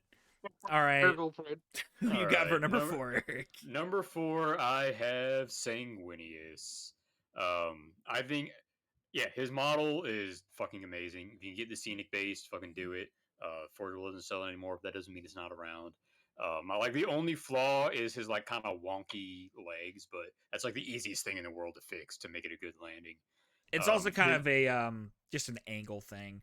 Like it's you just turn the leg. GW once again proving that they don't know what the money shot on their own fucking models is. Like I think on this one it's not the angle of the photo. Like I've seen it from all sides, and I've seen it from all sides with with that leg fixed, like turned in a little more, and it just looks better that way. Also from like that. Angle also in the sense of like where it's photographed from, like I know. Straight on like this. Like if it's up just like 20-30 degrees, so much better. Anyway, like what we like to call in the business the Dutch angle. Yeah. Yeah, I'll pretend that makes sense. That's a real thing. I also think like his rules are great. I've heard people complain that it's like, oh man, it really like typecasts you into the jump infantry role. It's like, well, yeah, what the fuck are you doing if you're bringing you're not bringing a bunch of Terminators and if you're bringing Sanguinius, right? You're playing some fucking Dawnbreakers. Did you read the scene in the beginning of Fear to Tread when he jumps out of the fucking Thunderhawks with fucking Shoot to Thrill blasting with his entire legion just like raining down on the fucking Nephilim? Like, yeah, man, that's kind of what they fucking do. Yeah. I also think like he's a really great like light mirror to Kurz in a lot of way with the way they view like the future and fate and kind of accepting that fate and what it means for yourself, like whether or not that makes it a life worth living. He also I think despite being a filthy mutant, he really represents the greater ideals of both the Imperium and the Crusade and champions the Librarius, which is pretty fucking based. Yeah. It is pretty cool. He's flying around contemplating his own existence and his place in the universe while casually just like yeeting warhounds with his fucking spear. Like, wonder how I fit into all this, just like killing a fucking maniple. Like, all right, man, that's fine. Yeah, I think like a lot of the issues with his character that you guys have addressed, like they are there, but there's a little bit. It's not in like the main novel series. You gotta like look for them like short stories or novellas or whatever. But it's a lot of confliction over like number one, if he's doing the right thing with Imperium Secundus, which he takes the first chance he can to get the fuck out of there. Yeah. But if there was anyone to be emperor, yeah, it makes sense. Yeah. So what you got, Gray? We are at number 4. I have Gilliman as number 4. And Space Caesar. Right. So if Warhammer 40K is like Catholic space medieval Germans, 30K is space Romans, and Gilliman is the most space Roman of space Romans. He doesn't roam as much as the Khan, though. We'll get there. But what's interesting is Jake touched on he's got a lot of that pomp and arrogance and horse shit wrapped around him, and wrapped around his legion too. And some of that is, I think, probably tied into how people have written him and his legion in codexes and things. Matt Wardening of the Ultramarines. But what's interesting is overall, he does a lot of he's got a lot of almost human emotions for a Primarch in many cases. There's a couple of times in both Heresy novels and I think in 40k novels where he goes, "Yeah, I'd rather just be like a farmer somewhere and just doing my own thing rather than doing this shit. This sucks." He's still like that in a lot of the current iterations. Yeah. I think he's He on. is It was so on angry Sotha, that he was- everyone else fucked this up. Yeah, like I think he's on Sotha and he's like, "Yeah, I could just stop. Just let someone else do it. Just stop and just go hang out and like take my shirt off, grow wheat, and just chill."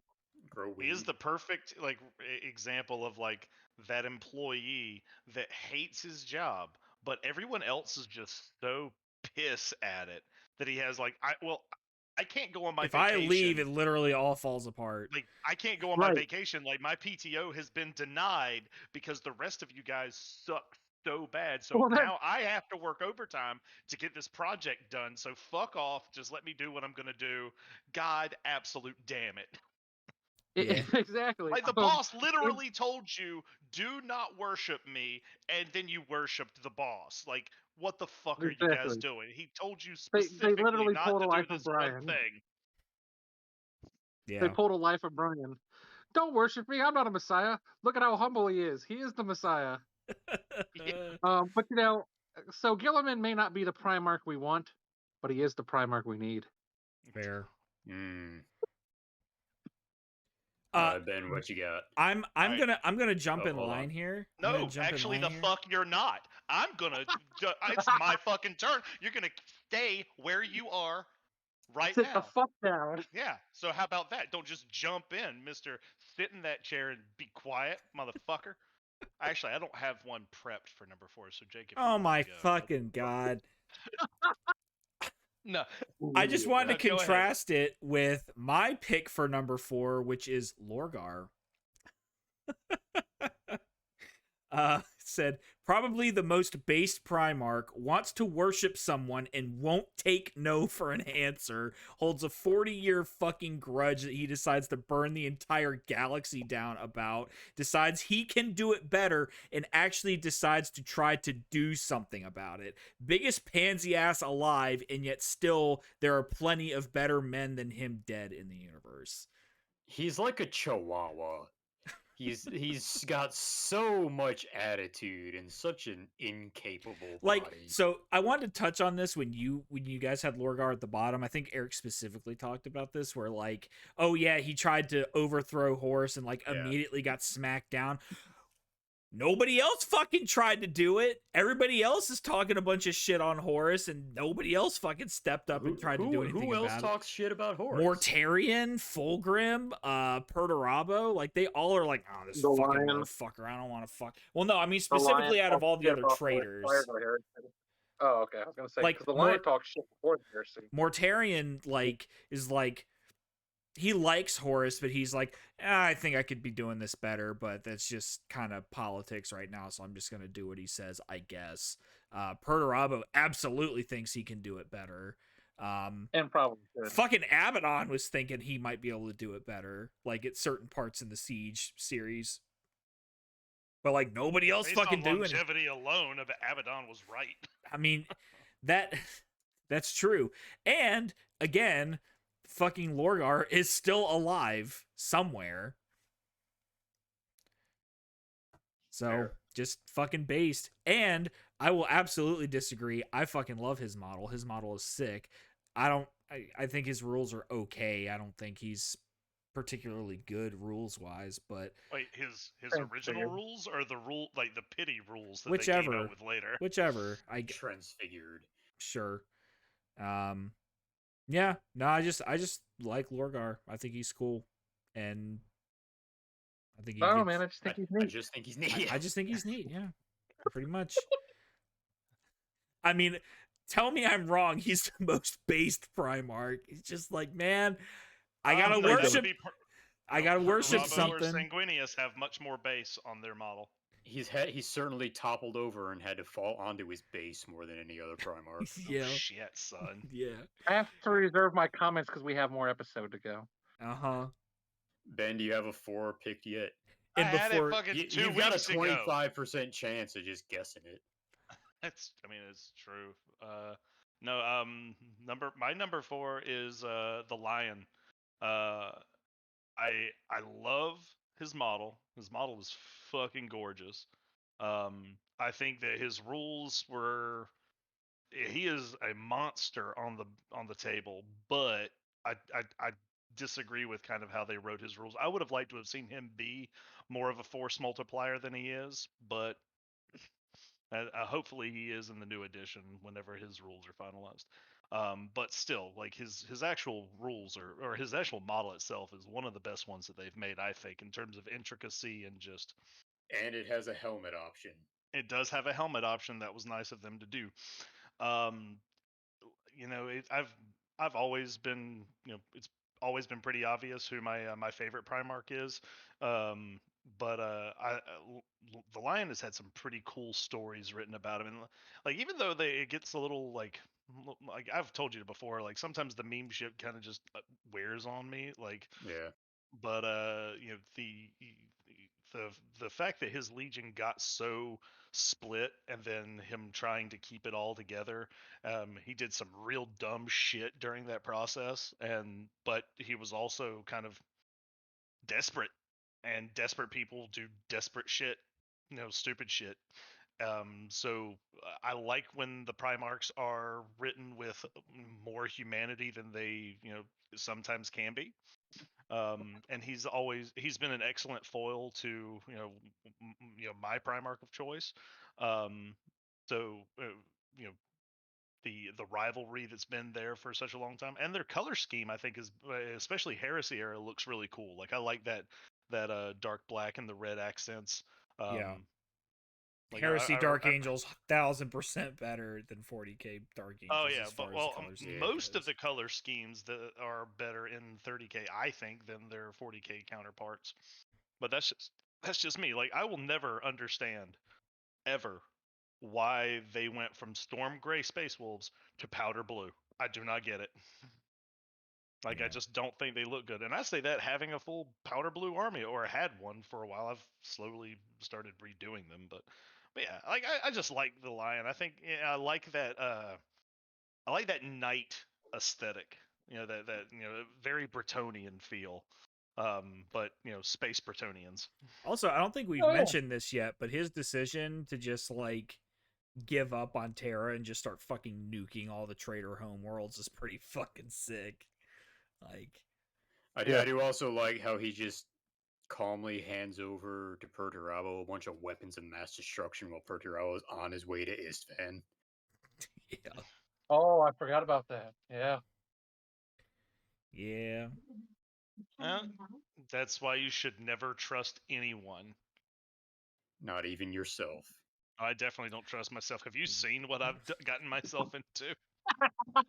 Well, Well, he got well, himself What well. and who? If it isn't the consequences of my own actions. Hey. You're not wrong.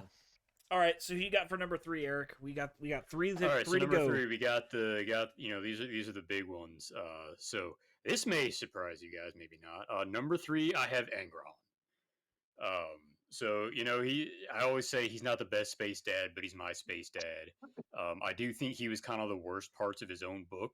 I really don't like what they did with his character in Slave of Nuceria. I've gone on about that plenty. I won't go over here.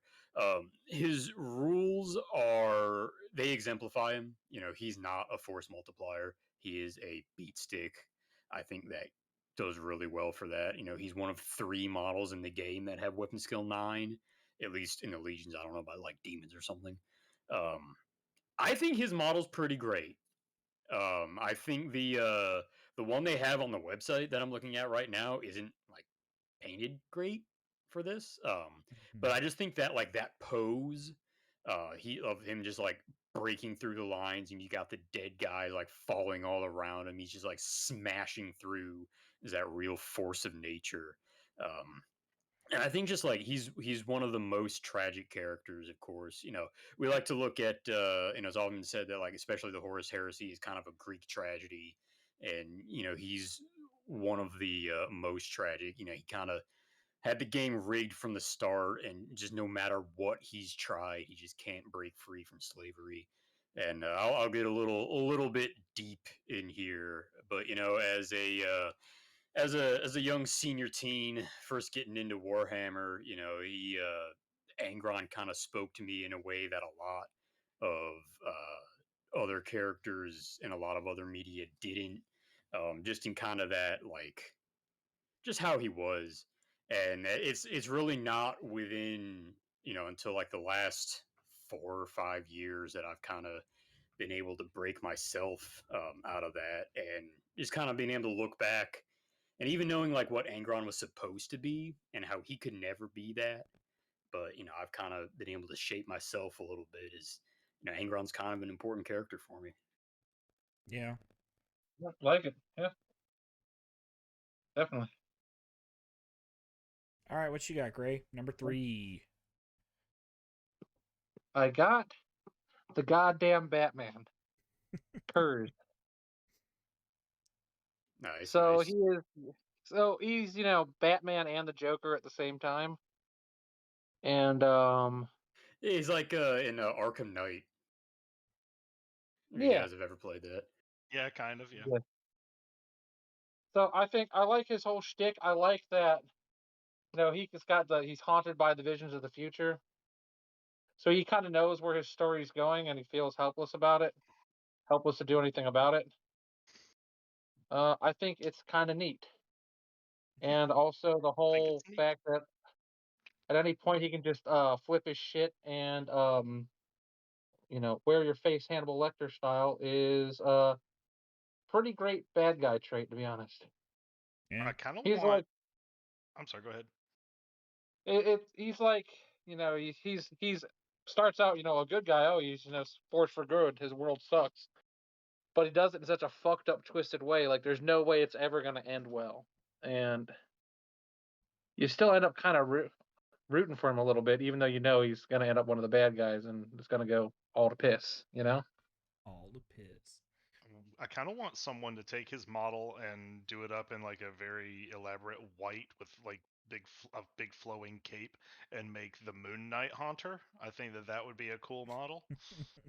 I think it'd be cool if people just injected a lot of yellow into it, went like yellow, gray, bright blue, like classic '40s Batman. That would be kind of a cool way to take it.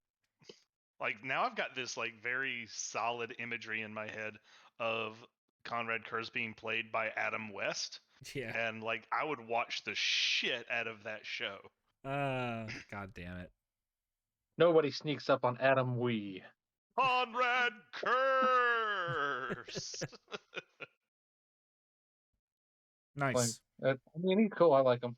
I think he's a complex enough character to be interesting. I think he's got a good model. Yeah, I really don't have much bad to say about him, to be honest. And that like well, I'm sure that they will still elaborate it on in some future writings, but like that just the moment of understanding that he has like at the end of his character arc, like where he Yeah, like the yeah. full weight of fucking everything finally just lands on him. Like that's a Yeah. pretty potent bit of writing Yeah. for this for this universe. Oh yeah, I'm gonna go deep onto Definitely. that. Definitely. So yeah, Foreshadowing. I like him. Nice. I think he's great. All right, Ben, what do you got Yeah. for 3?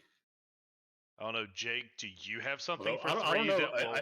I think if we just let Gray keep going, he'll just keep repeating that he likes it like a bunch. So maybe we can just see how long that'll go. I just like it. It's neat. I just like it. It's just neat. I just think My they're number neat. 3 is Magnus the Red. Nice.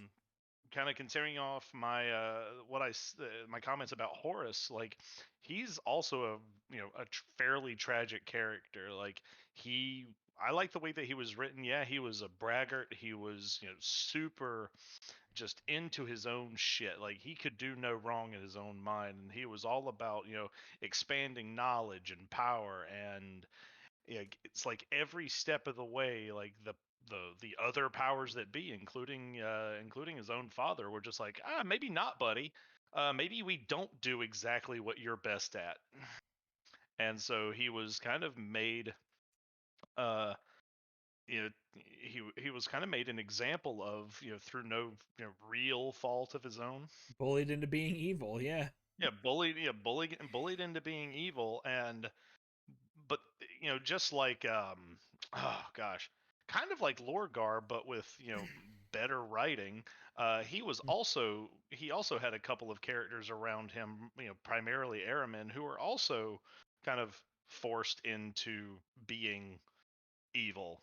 Like, faced with the potential destruction of his own legion, Aramin had to come in and do some crazy shit that didn't end up working. And so now he's on this like relentless crusade to like undo everything. And Magnus was kind of the same way. Like he tried to do what was right. He tried to do what was right, and he fucking didn't. He did nothing. He done guff. I mean, he did lots of stuff. I mean, but destroying the gate was a huge deal. Like, it opened up a bunch of shit for on Terra. The entire legion's gosh, what's the word I'm looking for? I guess after the Council of Nicaea, when the edicts against psychers were started, like, that was maybe he didn't do anything to warrant it really, but he was still the figurehead for it, and that caused distrust against psychers all across the legions. Yeah, I think Magnus really is kind of the exemplar of the idea that the road to hell is paved with good intentions. Yeah, and again, one of my favorite rivalry in the Heresy is that between Leman Russ and Magnus the Red. So like having this powerful force of nature against another force of nature, like that was always an interesting dynamic to me, because one of the first books that I actually got through, because I'm notoriously bad like at getting through novels and reading them. That's why I've gone to audiobooks. Was Battle of the Fang. This not a heresy novel, but like his depiction in that was just super fucking cool. The way that he attacked the Fang, and his goals there were like calculated and smart, and it was very good writing to me. I do like his model. I even like his 40K model too, like we said earlier. But just all around, I think he does a lot to make the heresy universe kind of mesh together. Nice. Yeah. Nice. Agreed. I didn't put Magnus very far away from that myself, so Yeah, likewise. For my number 3, I've got the man himself, Horus Lupercal. Horus Lupercal. Horse Lupercal. Horse The War horse Master. heresy. Horus The horse. Lupercal, the War Master, Lupercal. I mean, everything it sounds like everybody else ranked him pretty highly. Said the only Primarch to rightfully fucking Gray. Well, Yeah, okay. get fucked, nerds. Horus listens to fucking Erebus. Okay. Okay. Only Biggest Primarch problem in the universe. only Primarch to rightfully put the Emperor in his fucking place. Prom King, literally everybody likes him. Yeah. And as I said before, the way he was written and then performed in the audiobooks is just... Prom King, everyone likes him. He's kind of a jock. He's like Biff Tannen in Back to the Future 1. Except doesn't try to sexually assault people that we know of. He put some demons in people. Yeah. Yeah, he sure does.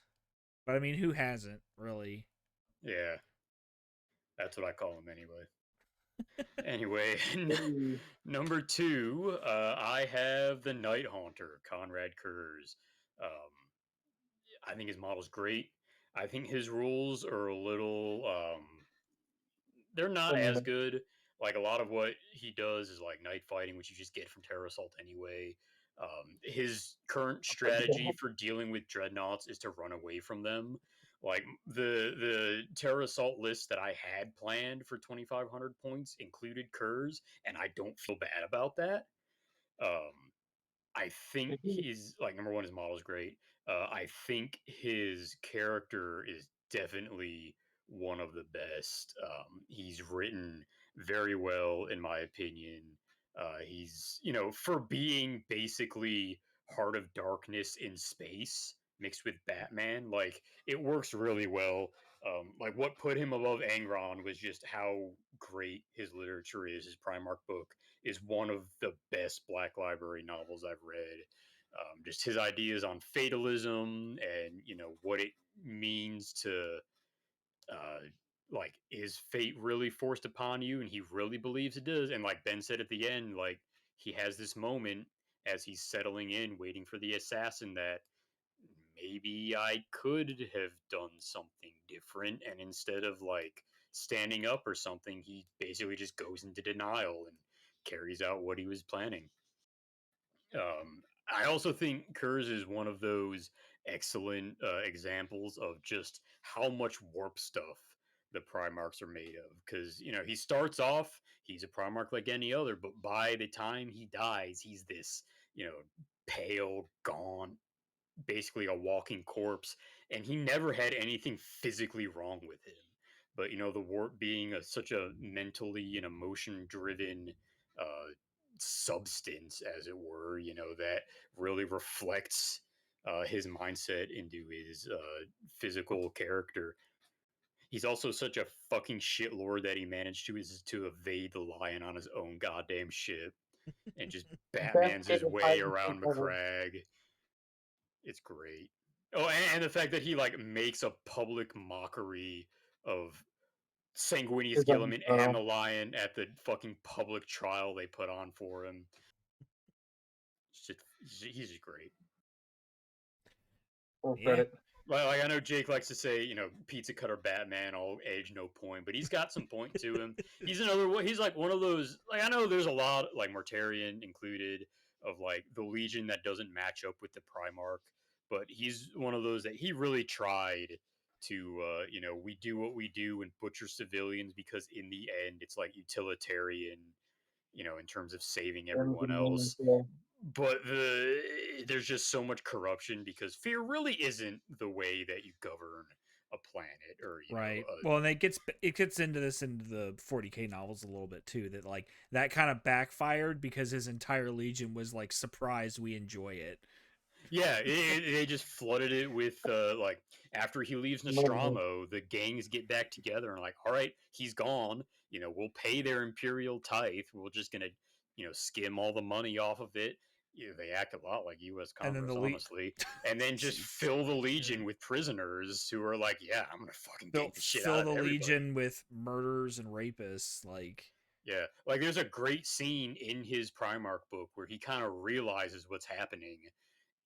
Goes back to like quote unquote restart a compliance and like burns a city down because he found out one of his squads was mindlessly butchering civilians, and he went down there and killed them himself as justice. He has this really black and white view of justice that it might not be right, but boy howdy does he believe in it, and he really tries to get those around him to believe it too. Boy howdy. Yeah. All right, that's my rant done. That's number 2. Yeah, who do you got, Gray? For my number 2, I have Space Pat Robertson himself, Lorgar. Hell yeah. Hell yeah. So, did you say Space Pat Robertson? Yep. And I'm not taking the preacher. I thought you said. For some reason, I thought you meant Robert Pattinson. I was profoundly confused. No, that was Kurz. That was my last entry. You get straight. Yeah, I thought you were going to say Sanguinius. I was like, you already said Sanguinius. Fuck. So, no, I understand now. He's kind of a perfect bad guy in the idea. He's just a bad. He's just original, bad.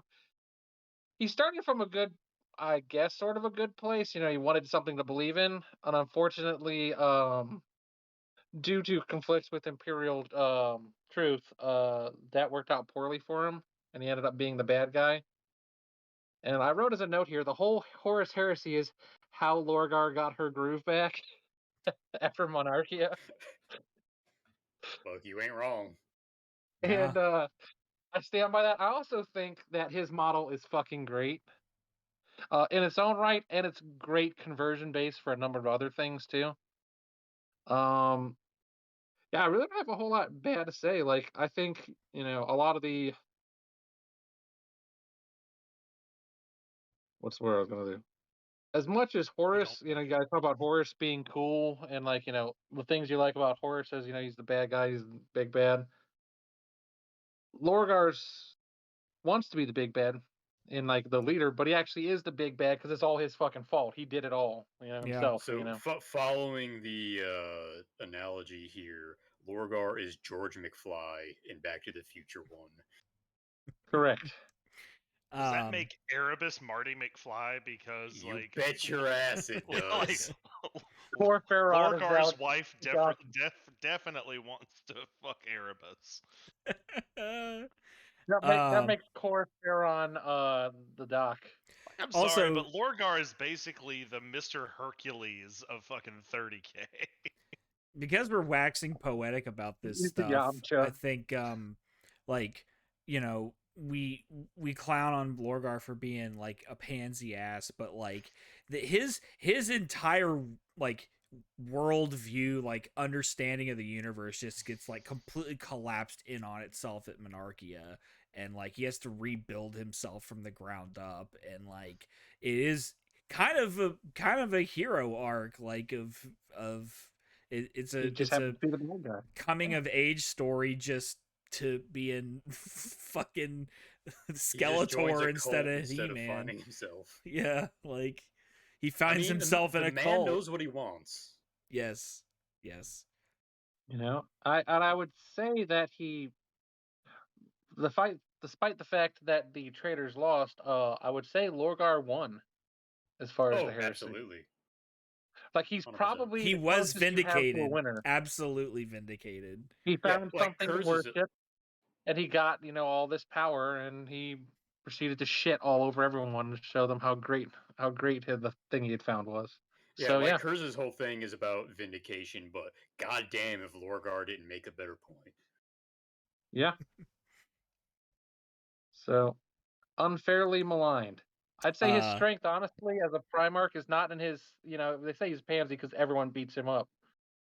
But his strength is not in his fighting. His strength is the ability to play everyone else into the heresy. So did he play everyone else, or was he played into playing everyone? Like, that meme of like 5 different marionettes holding each other's strings? Like, sure. I feel like Lorgar is kind of in the middle there, but Erebus and Corfaron are definitely holding his strings. Yes, but who's holding theirs?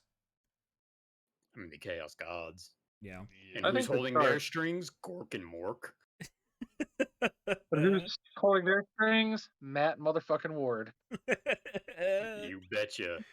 Yeah, I mean, if Kurz is Pizza Cutter Batman, all edge and no point, then Lorgar is Space Pat or Ice Pick Pat Robertson, all point, no edge. And also, we clown about Lorgar being a Panzer, but at the end of the day, he is still a fucking Primarch and will crush your head with his palm. Like, let's be real there. Lorgar Transfigured is fucking nasty and not to be slept on the table. I will tell you that from personal experience. Yeah. Even rolling good, he is still tough to take down. Rolling piss. And we always know Grey rolls piss. All right. I am actually surprised at this point, as many years as it's been, that there have not been more demon Primarchs brought out. I think World Eaters Codex just got announced. I think we'll see that soon. I think we're kind of edging that way with Edge. Cries and Fulgrim. Cries. Okay. Yeah, Fulgrim. I'm sure that there will be, and I hope that there's another. That's for the best because he's going to come out last. Therefore, he's going to be the best model, and therefore he will be the most busted for the longest because he'll be the last one. I hope as will the Emperor's Children. But they already are fucking busted, but nobody plays them for some reason. See Endless Cacophony. Purple and pink. That is why. The only Emperor's Children model I've ever painted is beneath the foot of my chitin. That's a true statement. Yeah. All right, Ben. guys Who all you got tried for to number cosplay 2, these so we penguins can and- head towards the end here. The man himself. Vulcan lives. I like Vulcan. I've always liked Vulcan. There's just something about dragons, fire, and hammers that just speak to me on a spiritual 'Cause level. you're a fucking Is that dwarf, Ben. Yeah. Yeah, yeah, but pretty much. And I mean, it's not just that I like dwarves, but I think it's if you like power metal, you have to like those things. You have to like dragons. There's plenty of fire going around, and everyone's got a goddamn hammer. I mean, It think is about weird how many hammers there are. I mean, yeah, Hammerfall, fucking Glory Hammer. Like I play Warhammer. I mean, yeah. So I mean, everything about me just screams hammers. My first Primarch model, that was my first 30k Legion. Once the Betrayal at Calth box came out, I had an affinity for him. And I've always liked his rules are great. Like he's a solid model on the table. His model looks gorgeous still, even though it's one of the older ones. To quote that TOC meme that went around recently, interesting. You say that you have an affinity for salamanders, and yet you don't play them. Curious. Because I'm very intelligent. Because they're in storage, and like I do I'm like very them, intelligent. but anyways, what do you need to be beaten by a different army I own? What do you want, man? It would be a nice change of scenery, Benjamin. Don't tell my Would you full like to name. Like to have a Exactly. green boot on my neck for once than a gray one. Yes, exactly. Can Um, have fucking acceptable. Christmas time on the table, red and green. God damn it. So yeah, no, he's always been a cool character. He's always struck me as like one of the, in a universe full of just awful assholes, he is most of the time trying to be the shiny good guy. It fails miserably in a number of places, but at least tries to be an altruistic force, but you know as much as you can be in a heartless universe as it is. And I just think he's neat. I just think he's neat. Got anything else? I'll remember this next time you guys shit on me for saying the same thing over and over again. We all The say the man same things over and over again. says the same thing. So for my number 2, I have the man himself, the Warhawk, Jagatai Khan. We've kind of slid more into like waxing poetic about stuff and like making actually good points. So like I feel like once we're in these upper echelons, my shitty meme list is falling apart quickly now. But Jagatai Khan is number 2 is because he didn't do nothing to nobody. His woes were only slightly self-inflicted, whereas like most of the Primarchs were very self-inflicted woes. Like, yeah, he's just like Emperor's just like, hey, you like riding bikes? Go ride bikes out in the fucking outfield. And Khan's like, all right, go cool. ride him on top of someone's head. Just. And honestly, I think he gives more thought and investigation into fucking the heresy than anyone else, who kind of just takes whoever they find first's word for it. Like, where the Khan's actually like, heresy, you say? I'll look into this and decide for my fucking self and not just take your fucking word for it. So, there you go. And his model's fucking gorgeous. Naturally. But bikeless. But bikeless. Sadly, it seems like his rules are kind of lackluster. Like, he doesn't really bring much to the table, quite literally. Like, no, I'll get into that, but Model 10 of I Real used to think that. 02. Well, Eric, do you want to tell us who your number 1 was? Yeah, so my number 1, the man himself, Jagatai Khan. I want to be the Khan when I grow up. He's definitely the chillest. Like you always see the meme of him back talking Fulgrim and just like, oh, I hear you do stranger things to your warriors. Just like completely chill. Like, he knows who he is, and he doesn't care if you like it or even knows who he is, because he knows who he is.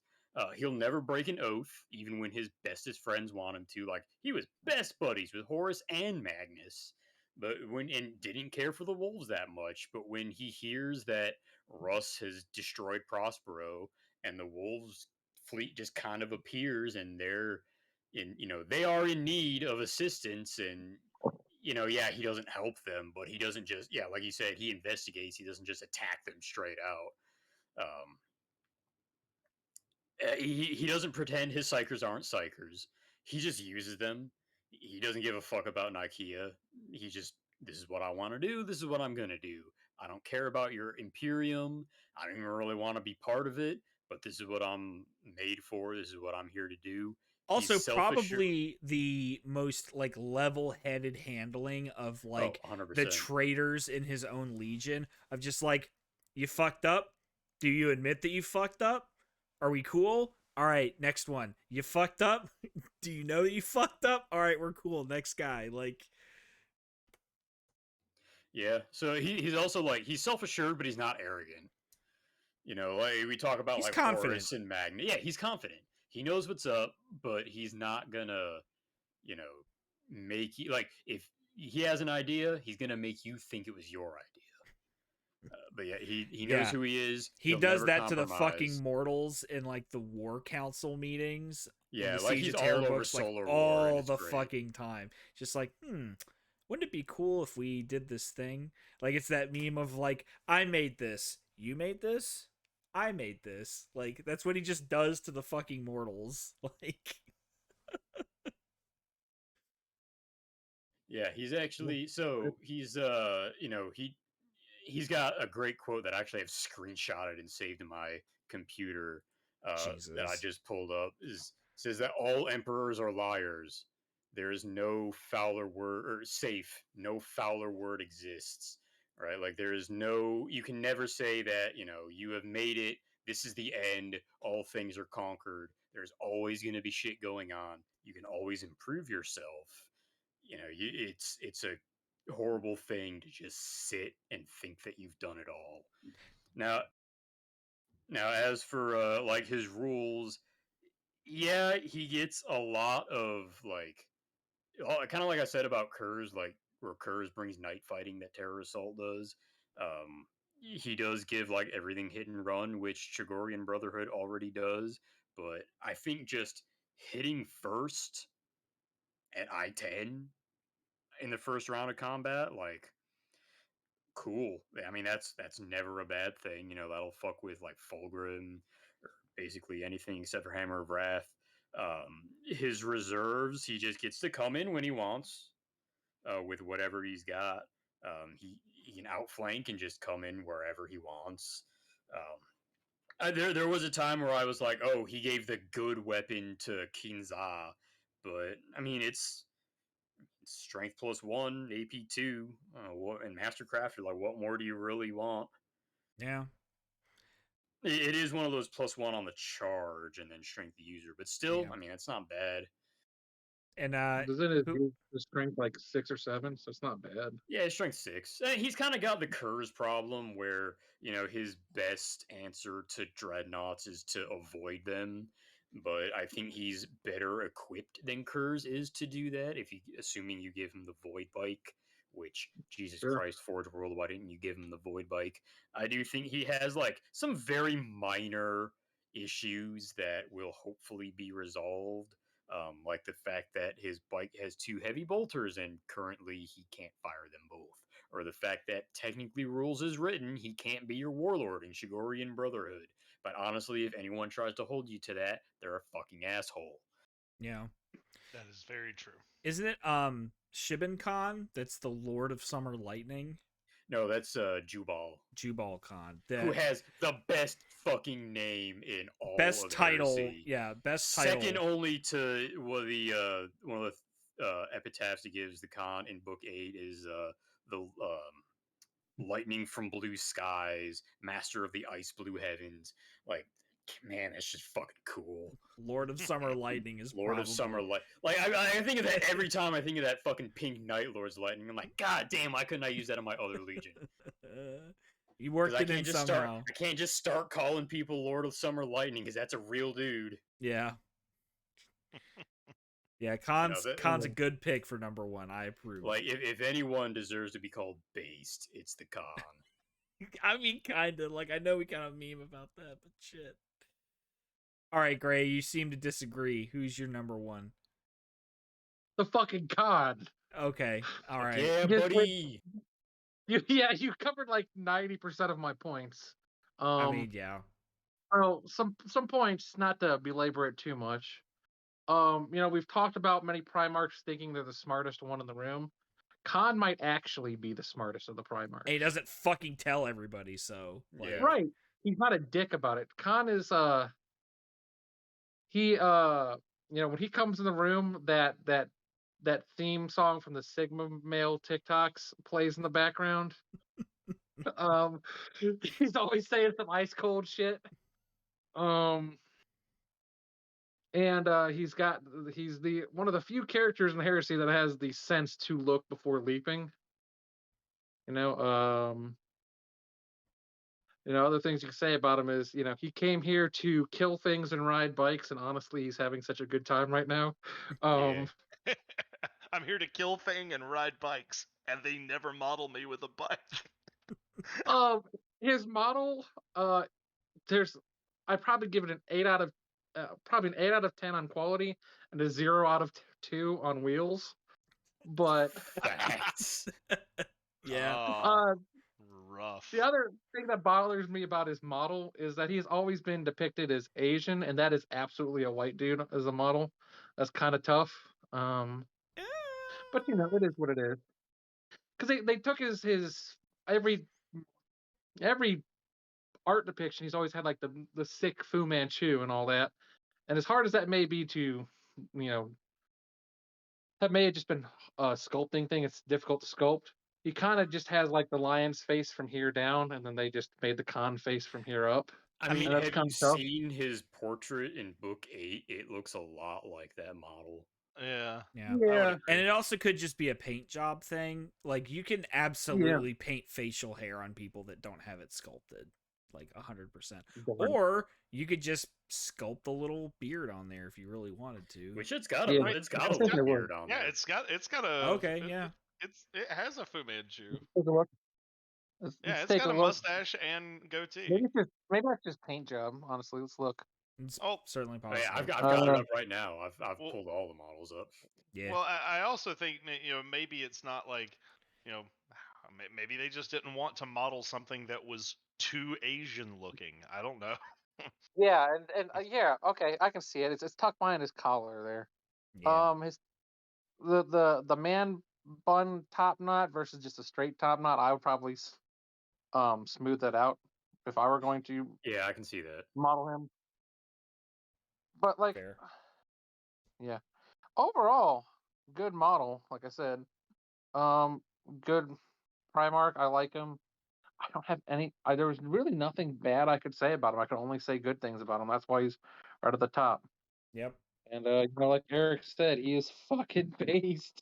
I think that they could have done a cooler base for him, yeah, because it's very bland compared to some of the other bases that have. Yeah, it's kind of formulaic. It's got. But that's the thing that I feel like his model, including his base, is a perfect depiction of who he is as a character, which is understated and like sleeper, like fair. Because you're gonna look at that model with all of that filigree and gold and the feather trim or the fur trim around that entire, and you're gonna say it's understated.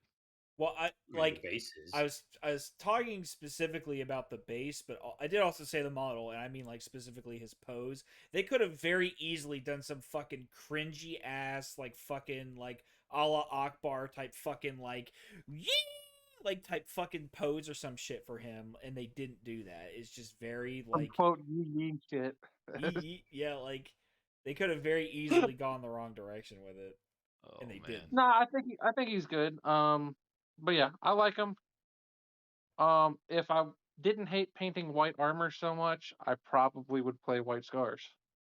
That's Fair. how much I like them as a Oh character. my god, they make white primer. Like that's most of the army, That, right? that's what I do. I literally spray it with Army Painter white, and that is all the white I do. Yeah.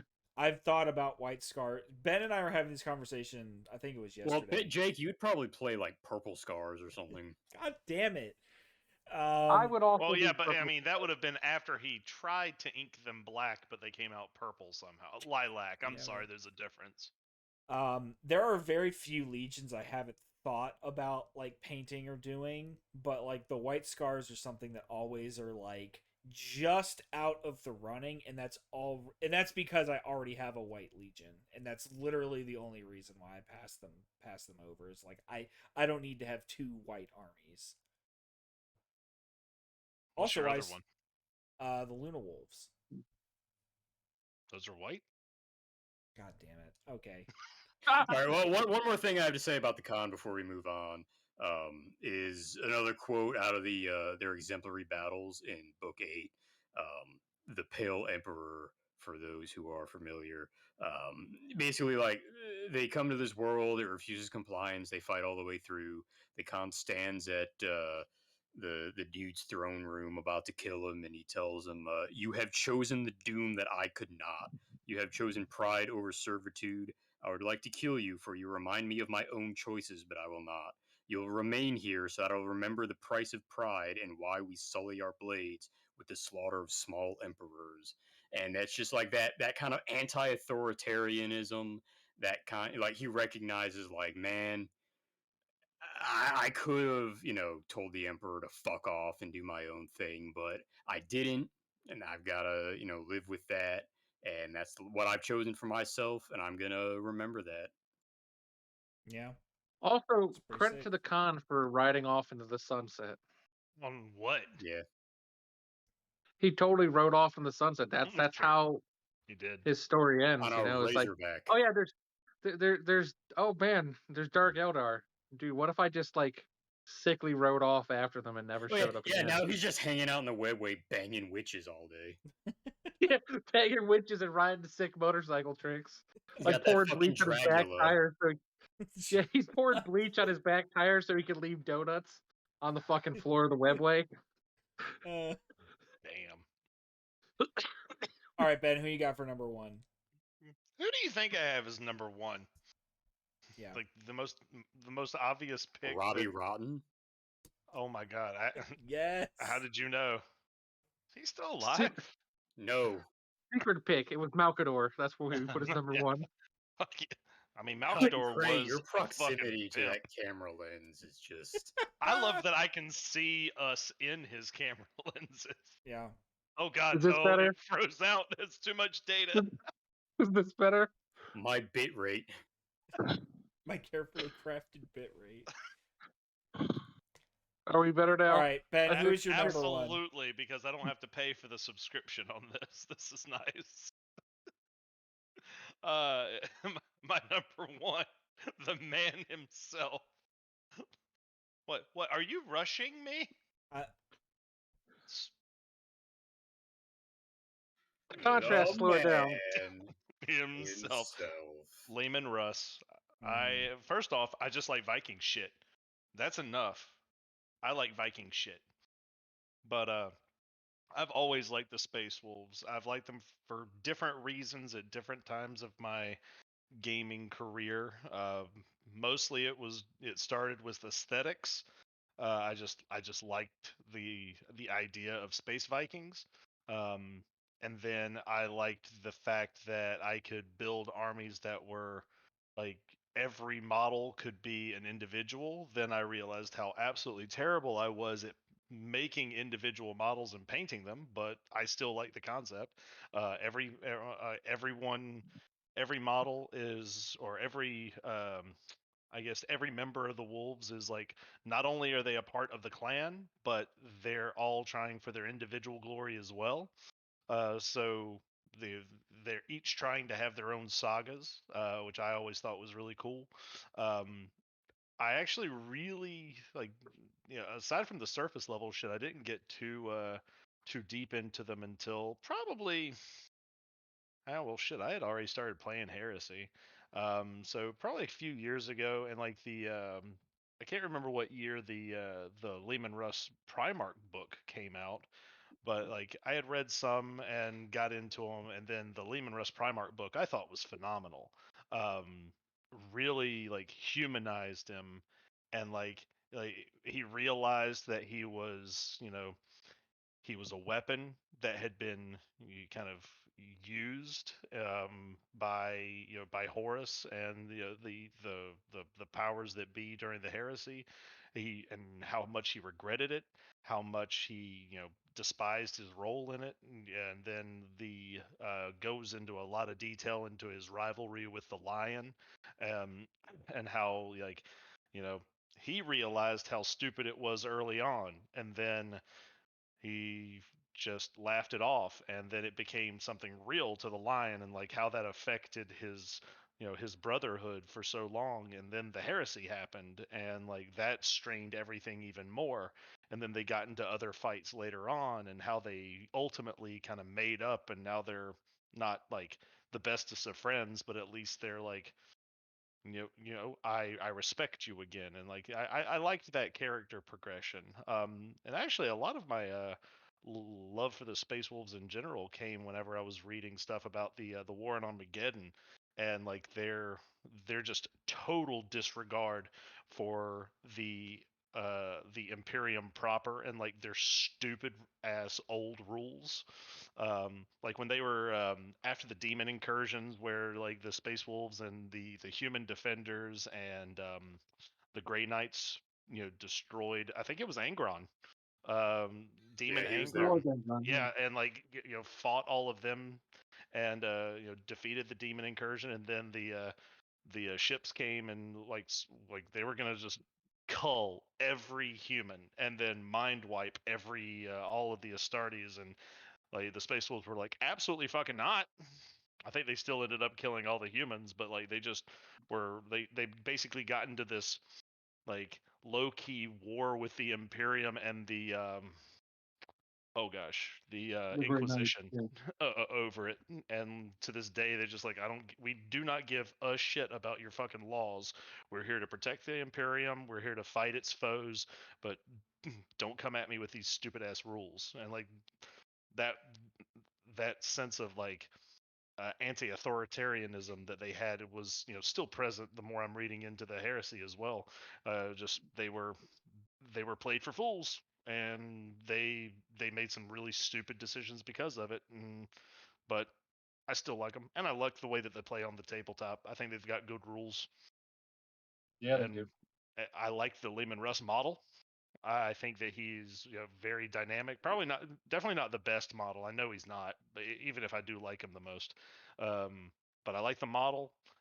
His rules play very well. He's a kind of a force multiplier, in that he basically gives everyone warrior elite, which is maybe the most broken of the provenances. Absolutely. uh, he's they do for him what they don't do for the Lion, where they give him both of his weapons to choose from in every combat, as opposed to just one, like they did with the Lion, which like I love it. I just wish that they had done that for the Lion to make him better. But overall, just that's always going to be my favorite. Yeah, the thing about the Lion is there is definitely a right choice in like every case. 100%. There's 100% a right choice, even though the wrong choice I think actually looks cooler on the model. Yeah, it does. So I will say this, as much as I've ragged on Lehman Russ, I haven't read his Primarch novel, but it has been or heartily recommended to me by people who know my thoughts on him and his Legion. So I mean, that's got to say something, right? Yeah. Oh, I think I've got some other comments that I'll wait till everyone's finished with their number one, and then we can like kind of finish everything up. Yeah.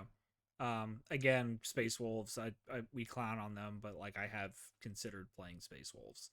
And Of course you have. yeah. My black shields were What's built an so that I army could you have alternate. just decided I will never play this? I am never considering playing this. Imperial Emperor's Fist, Children for him. Emperor's Children, and Raven Guard. That just no interest whatsoever. Okay. All right, Jake, round us out with number one. Round I have us a out. feeling I'm gonna like this one. Yeah, my number one is Angron. Pretty short synopsis I have for him on this one. I think a couple other people have had him in their topper upper lists. Uh literally red pilled and the only Primarch to not do it to himself. Literally seeing red pilled. Yeah, like red pilled in literally every sense of the word.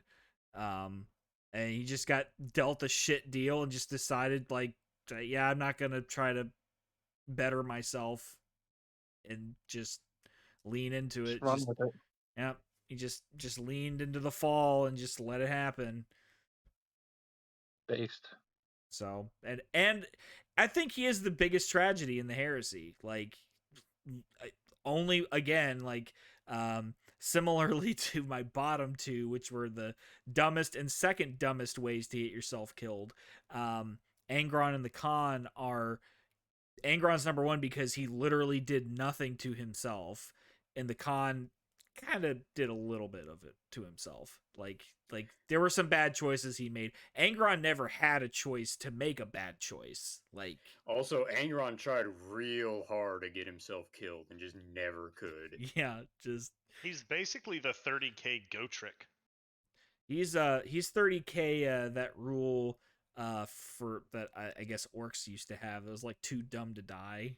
Like Yeah, no. just can't kill him. Man, literally too angry to die. He's like buried under rubble on at least 2 separate occasions. Gets Yeah. stepped on by a warhound. Squats a warhound, man. I'm just saying. Is it specifically a squat? Like, does he specifically do it with his arms, or He's does he like- just push he's his like- leg? It's really more of an overhead press, which is way more impressive, if we're being honest. Gotcha. I hadn't actually read that particular book. I just assumed he just like leg pressed it up, which was what I had in my brain. Like just no leg day skipped, just boom. No, Thighs of he ceremony is just fell. standing, holding the warhound like this, or just straight lift. You know, some variation therein. But yeah, Pretty no, fucking big. I think he deserves to be number one because of all the shitheads on my list and all the shitheads that Primarchs are, I don't think he ever had a choice. The opportunity to be a shithead or to choose to be a shithead was taken away from him, and therefore he is the least shitheaded out of all of them. He have the opportunity to get the nails removed and just chose not to. So No, sort of like he could never never get a wanted them full hug. out, but the Emperor does like sedate him and put him on the table, and that's a scene in Master of Mankind where he calls Arkenland because he's an expert on those like Dark Age tech kind of deals, and he's like, "Yeah, I don't think I can. I just can't take these out without killing them because they are half of his brain now." Yeah, Okay. like he didn't have a choice. There was no way to remove them once they were in. Yeah, I remember that. I had it in my head that there was some I feel like novel where there's they had something the in chance. Betrayer where Lorgar like tries to talk him into it somehow, but Well, Lorgar's trying to talk him into ascending. He's Right, like, okay, Angron, that's- I can save you. I can help you. Just let me help you. His definition of help and Angron's definition of help were clearly are not the very same. different. Where Lorgar's like, yeah, you won't be in pain anymore because you'll just be a fucking demon. Like, yeah, then you can just be angry without the pain. Well, Which that ascension scene, I haven't actually read the Mortarion one to know, but that is Angron's ascension scene is pretty fucking dope too. Just like Man, fucking they're all great. blood NATO, like blood hurricane type shit. It's also like in Men in Black, where Agent K's stepping on the cockroaches to piss off the alien, where Gilliman's just like has the skulls of his buddies. It's like, oh, is this piss you off? And crushes one, and Angron just gets madder and madder. Until he, that's still one of the coolest fucking rules that I wish they would bring back for Scarbrand. He used to have like his like brackets in Age of Sigmar, where like, you know, he gets better as he gets wounded because he gets more angry, but they like named the brackets to like different levels of rage that he had, and his final bracket was just called incandescent. Like, motherfucker is so angry he's literally a light. Nice. Unbelievably, earth-shatteringly fuck-ass mad. Fuck ass. Yep. So yeah, Angron is my number one. All I right. love it. Great way to round it all out. Yeah. Yep. So, quick ending note for everybody. Will we rank Malkador above or below the Primarchs in level of Below, shit? fuck that guy. He's a CIA spook. Yeah. I think he's more like Agent Hunter from the Venture Brothers. Oh man, So yeah, he's I like a like CIA Malkador. spook, but he's also kind of crazy. I like And like Malkador. helps everyone else get into See, other bullshit. I would identify Malkador as a different Venture Brothers character. I would have put him as the what is it, the fucking overseer? Ignore me! Just like always in the background screaming at people to ignore him. Or Henry Killinger. I could see that. I think a good argument could be made for that character as Fair. well. But I think we've joked around a lot, but at the same time, I think what these lists kind of exemplify is that all of them are bad for their own reasons. They're all good for their own reasons, and that's why we enjoy this hobby so much. Is because they are all individually they are all interesting characters, but they only really work because they all exist together to play off one another and to to be counters to each Yeah. other or to measure against one another in different aspects. Yeah, Sure. I'd like to make a request to the community as we head into 2.0 and we're gonna have this giant influx of new players. Can you guys stop taking the fucking like who would win in a fight fucking argument so goddamn seriously? Like, for real, like these are made up fucking characters. Like, they're comic book characters. Like, stop fucking arguing about who's better and like stop taking the shit so seriously. Like, you can have an opinion and you can have a debate and an argument like we have been. We can clown on each other, but like the number of people I see legitimately getting angry over like, well, my Primarch's better than your like, are you fucking kidding me, bro? My dad could beat up your dad. Yeah, like, Space just dad. It's not even real dad. It's fake dad. It's and fake Space space Dad. dad. Like, god damn it, just like get over yourselves. Grow the fuck up, man. I think, and what's funny is most of the people who do that are people who have not actually played a game. Have you ever actually played a Primarch fight? Unless there's a clear rules difference, a lot of Primarch fights are just rolling piss at each other because they're so goddamn durable. well, Ben and I have mean, experience. That's Dreadnought fights now too, so we'll see how that goes. that too. Well, like That's in every Dreadnought fight Ben and I have ever had. But there are some, unfortunately, with the sheer spread. I mean, there's fucking 18 of them, and the rules have been written over what 10 years. The yeah, most recent ones being 2 years old now. So Yeah. over the span of 8 years, the rules have come out, and that's come with so many new units and Legion rules, and like unfortunately, some rules don't pan out as well. So there are some Okay. definite winners on the tabletop if they just fight one another simultaneously. Usually, the Primarch fights turn into, all right, is your Primarch better? And what is the supporting unit that you have surrounding it? Does he Because have his they're boys, never and what do they do? Yeah, because they almost definitely have their boys, and some boys is better than other boys. Like, I mean, some Legion rules are better than others. Like, it just, it's a fucking tabletop game, and it's never going to be perfectly balanced. I do hope that since No, it's not. Yeah. the new edition is ostensibly coming out with everyone being rebalanced at one time, maybe everyone will be kind of simultaneously yeah. useful. Yeah. Except for Also, Alfarius. you literally cannot put the tabletop rules into any sort of discussion because obviously the objective answer is Vulcan anyway because he can't die. Yeah. Kinda. Yeah, that's fair. I do think it's interesting kind of what you were saying too, Ben, is like as many times as we've matched up in our like placements, we have some very, very swingy differences. Oh yeah, but we also have just. I mean, that's gonna happen. We all. Yeah, no, that's what I'm saying. It's like there's so much variety and flavor to cater to your individual tastes that you're gonna get, even if you have a similar list. You're gonna have some crazy outliers. Well, yeah, and like I was kind of getting to with some of my picks, like there are definitely some characters that I enjoy narratively way more than I would ever enjoy them on the tabletop. So like, luckily, I found the one that or the couple that fit me best, and I enjoy the most. And those work for me in playstyle and in their narrative adaptations.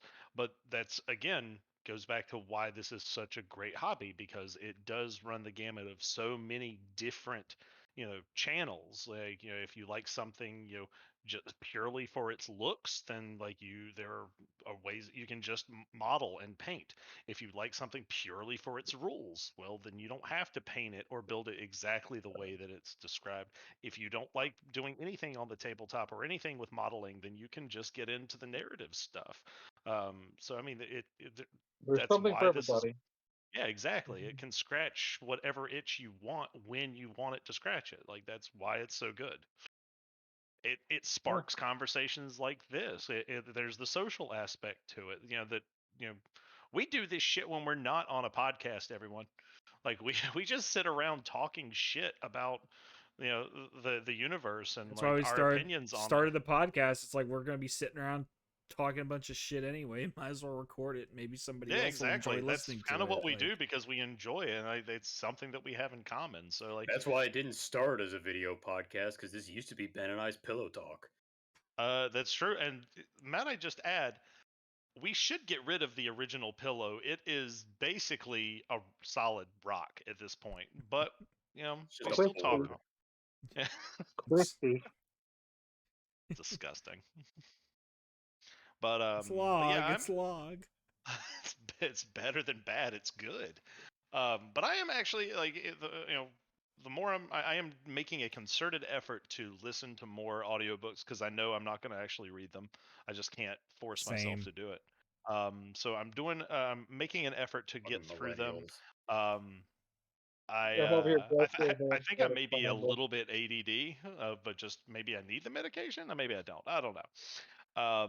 But with the so new much rule fun to set think coming, about. I think that this is a great time to like do this, and I don't think that the new rules are going to change our opinions on this shit at all, other than like the the game rules a little bit. But I think Primarchs are still going to be awesome on the table, and I think that seeing them play on the table is it's going to be more of a common thing. I actually Okay. have only painted Angron, and that was like kind of a rush job I did for a Istvan 5 themed game that I was going to. I so outside of him, which I don't count because he's a rush job, I actually have never painted a Primarch, surprisingly enough. Gasp. So Wow, I've painted 4. yeah, That's why I'm such so, so much better a painter than you. So much better. I have Sanguinius, and he's primed, I think, and I think I painted his face once and didn't like it and started it over. But yeah, so I definitely think in this new edition I'm gonna try to get Primarchs on the table more often, because I can definitely see how they can be fun, and I think going into it with everybody having the same understanding is like the reason I haven't liked to play with Primarchs is I think they're boring, because I've only ever seen them go into Primarch slap fights, whereas playing with people that know about that and can actively work to not have that happen, I think would be much more interesting and a lot more fun. Well, when Eric and I played last, we played, or was that our last game, Eric, that we did our Primarch fight? That's the last 1.0 game we did. Yeah, that's probably true. But yeah, we both had Russ and Angron on the table. Part of the problem was that Angron's rules are just a little bit dated. I think that while they're still pretty good, they're just not on the same level as some of the newer writing has been. So I think that he'll be better on the table with 2.0, because that's why I think that you're going to see more Primarchs on the table, because since there was such a massive power discrepancy between some Primarchs, we just said, all right, no, we're not going to do it, like, because pretty much you have to have a Primarch to take out a Primarch. And I think that the shift in power levels that 2.0 is poised to give us, I think there's more answers to Primarchs, but that it doesn't diminish what they can do on the table either. I'd almost say that Primarchs are one of the worst answers for Primarchs. Probably the best ways I've found in playing, because I don't use my Primarch very often because he's kind of poopy, is big Terminator blobs will get rid of a Primarch post haste. They will. And Leviathan Dreadnoughts will reliably kill Primarchs. So that's why. And so will Anarchist Scaria as well, or however the hell you say his name. Yeah, Scaria. But that's why, Gray, I put my Primarch in a big blob of Terminators. So it just works. Protect them from the Terminator blob, yeah. Yeah, it works out great. But yeah, so you guys out there, what do you think about Primarchs? Table, models, painting projects, lore? What Primarch novels are you waiting for? Because I know we're still missing quite a few. Should the con ever get a second jet bike model? Controversy is still alive and well. Do you have a Primarch ranking list you'd like us to see? Drop it down below with a comment. Send us an email, argeltalkpodcast@gmail.com, ARGELTALK. Yeah, let us know what you have to say. What are you looking forward to in 2.0? Do you want to have the prophetic comment on we're T-minus 3 days until new heresy announce of some variety? What are you thinking? What do you think we're going to see this weekend? Let us know about it. God, I hope there opens up for pre-order. It'd be nice. It'd be nice. I know it's not likely, but I hope that it does, because I don't want to wait for this shit anymore. Personally, I think we will see, as far as like what they show us, I think we'll see some kind of new character model, and I think that we will see the Kratos.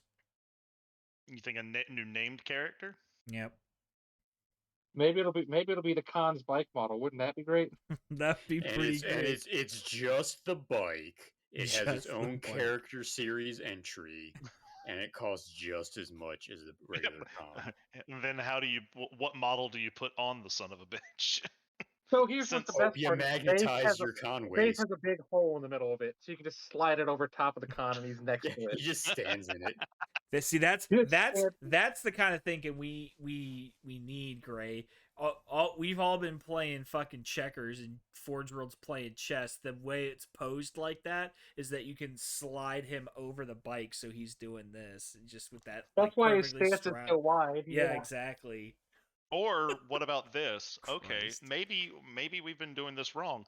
Maybe instead of a single bike, he gets two smaller bikes, one for each foot, and then he just holds the reins in the one hand with the sword up in the other. And then he and strapped to his feet. It's the raddest pair of rollerblades you've ever goddamn seen. He and Sevatar can have fucking Silver Surfer races through fucking space. Ooh, or worst idea, worst possible outcome, they give him like the Logan Grimnar sled being pulled by two bikes. Oh man. The bikes are unmanned, by the way. Exactly. No, it's better if they are manned. It's better if they are manned. Like, there's just two poor fuckers, all they do is drive his bike for him. No, I think that they would be fucking honored by that. I think it's way better that like these are just some old like AI driven bikes that have to carry his ass around. He literally has a rope tied to the handlebars that he uses to steer. Yeah, there's a fucking brick down on the accelerator. But anyway, guys, sled idea. It's just a whole crowd of fucking eagles pulling it instead of an actual bike. like the fucking James the Giant Peach style. Oh, God damn it. Well, thanks for Alright, joining this us. podcast is over. Yeah,